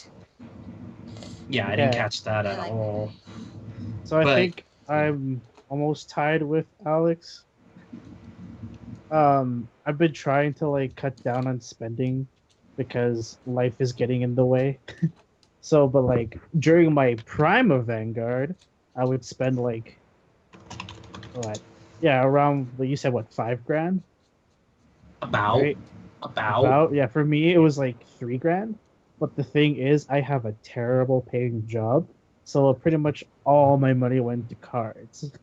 I mean, I don't And make that much either. It's just that I kind of pick and choose on what I pick on what I want to pick up. So like before, I used to spend it on everything. Like I would buy boxes and stuff. But then when I started realizing, hey, I only need to play one clan, then I started just buying case pieces. So I've been spending less, but still a lot. And yeah, a lot of it is yeah. like a lot of it's just trade bait. Like for me, it's just oh hey, I need support for this clan. Hey, I have a bunch of this. Do you want this for that? I'll take that. If they agree. Yeah. And so it's like Well, I end up getting what I want. It's like hey, all right, good and investment. I really just changed my mentality because I'm just like, what? I don't like keeping. First of all, I don't like keeping care of a binder. And then so I'm just like, what's the point of getting all these cards if I'm not going to care for a binder? And then secondly, it's like I just want play sets of stuff I want. So there's that. Yeah. Because life is starting to hit me hard since I'm growing old. Yeah, you gotta watch what you spend. It's same thing here, but Plus, I want to travel more, so my money should go into traveling instead of cards. yeah, agree with you there. Alrighty, Kai. What about you? Me and my brother usually like buy boxes together, so I don't technically don't have to spend as much though, because because we don't really do like case splits though with other people. We just split them amongst ourselves, and we don't buy a whole case. We just buy like roughly. We usually start by buying 4 boxes usually though, which like is around like I guess like to say 50, 200-ish. yeah, around 200-ish though I guess. So I'd say roughly we'd spend about like well, me by myself will probably be around 800 to 1,000 a year maybe. Wow. And a lot of that stuff that I do, like that's including stuff that I probably like help friends make though, or like other, and also my own though. But I also make about like a little more than half of that back from a lot of the stuff I sell because of all the bulk that we have. Because a lot of these cars, sometimes a lot of the cars that we kept a while though, like say like certain rares like kind of spike up in price out of nowhere. So then I usually take that to like an area where I buy and sell cards, and then I actually get some pretty decent cash on it. Or a lot of it stacks up in my binder though that they actually fetch a pretty good price whenever like the time is right. What about you, Kumi? Kumi?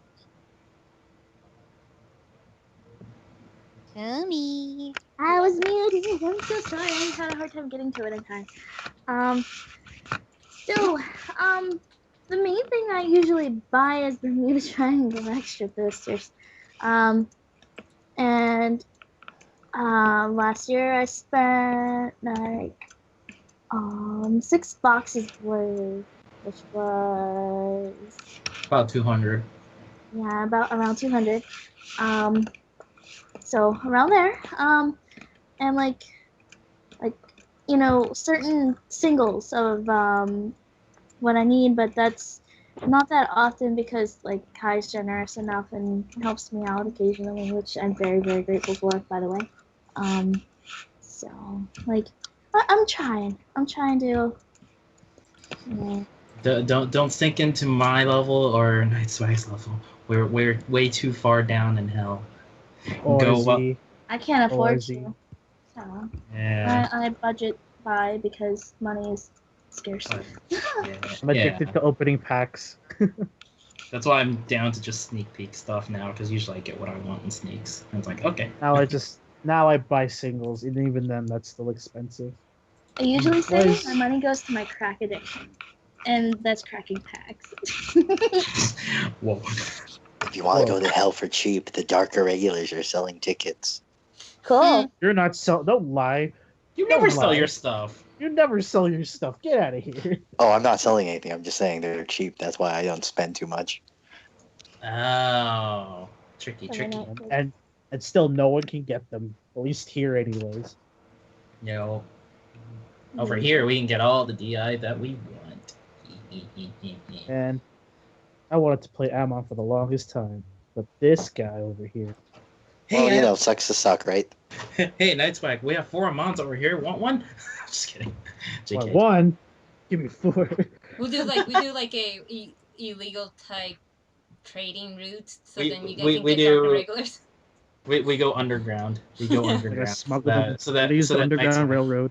Yeah. Yeah, Gotta use we'll that find underground a railroad. we'll find a route that Tetsu does not know, so that we can hook you guys up. But guys, by telling me this, I already know.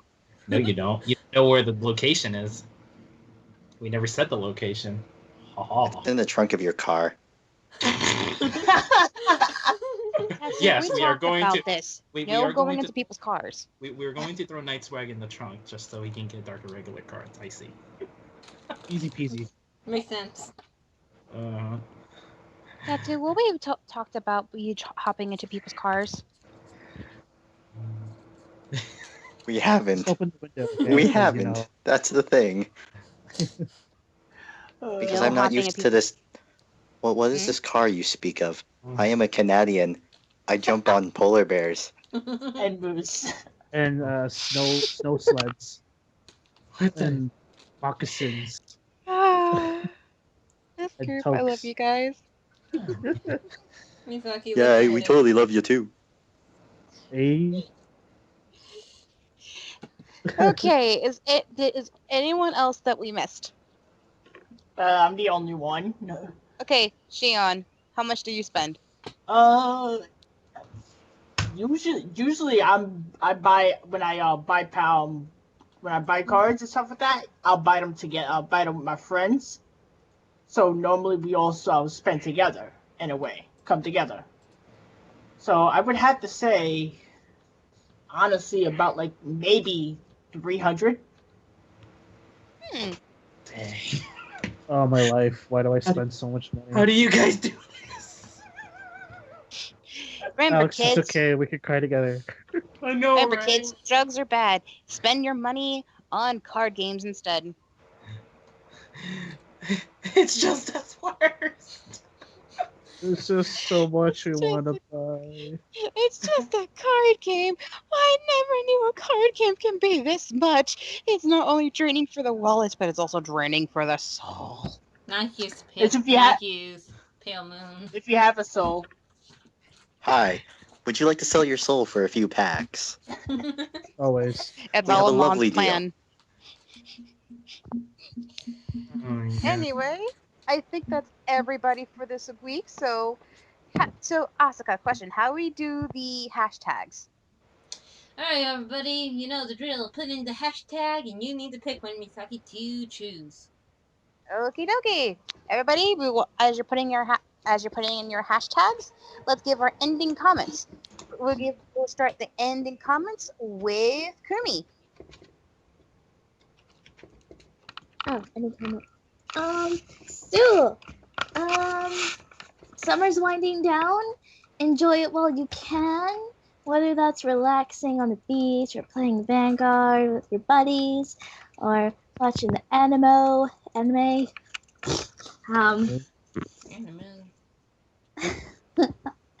Um, whatever makes you happy during summer, catch up on those TV shows while you can, or read those books while you can. Because soon it'll be over. You'll be back to school and miserable and crying and hating your life. It's not like I do that or anything. Already there.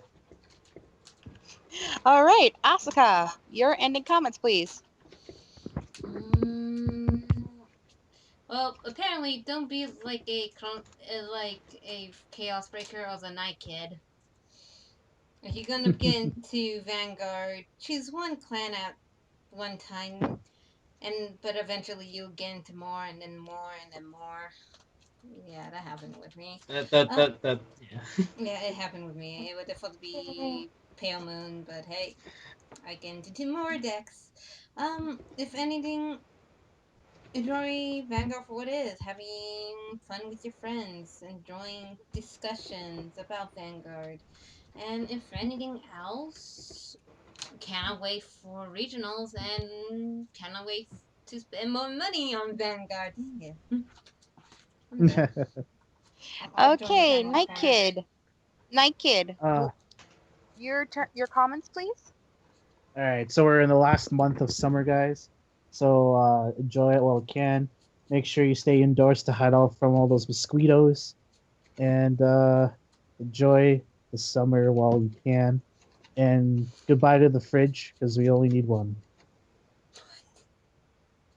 I have no idea what. All right, That was Starfader. Refros. That was Refros. Oh. That was a reference for the yes. reference. Oh. I see. I didn't get the reference. It's the flavor text for Red Force of Pound. Yeah, and Angel Featherstand. Yeah. So mainly just enjoy the last of your summer. I know that school's coming up, and yeah, have fun. Keep playing. What about you, Tetsu? Well, I mean, everyone's already said it. Summer's coming down, school's coming up. Um, I hope you're all enjoying yourselves. Hope you're all enjoying a nice, relaxing summer, or have relaxed. New York World Continental Regional thing is coming up real soon. Good luck to all of you people out there who will be competing. You all lovely, lovely individuals, you. And stay irregular. All right, Shion, your turn. Yeah. Summer's ending. Kind of sucks for me, I guess. I am going to hopefully be going to the World Championship this Saturday. So look forward for that. And then after that, I am going for vacation for a week. Have So fun. yeah, that's it. Well, I hope you have fun, Shion. And Thank for you. Kai, Well, just enjoy the rest of your summer, and for those going to the regionals, though, have a good time and just stay safe. and my ending comment for the day is for all those who are going to the regionals. I hope you all have fun, and please make sure you be safe. And remember for all those angel feather people up there, one of those robot nurse ladies cards only. You don't want to get in trouble and have a bad time. Also, for all those who saying, "Oh, summer's over, it was ending, I'm so sad," I just want to give you one little quote: "Winter is coming." Oh my god. Oh, Season 4 of Ruby. Yay. and for my hashtag of the day, I would like to pick I also like to live dangerously by Starvader. that wasn't me. That was, I think, Shion. Wait, that was me. Or no, that was That was Kai. That was Kai. That was Kai. Yeah, Okay, no. my bad. So, Yeah, that's fine. Kai, congratulations. You got I like to live dangerously. Cool, because that's every day. Oh my goodness. Oh Yeah. man.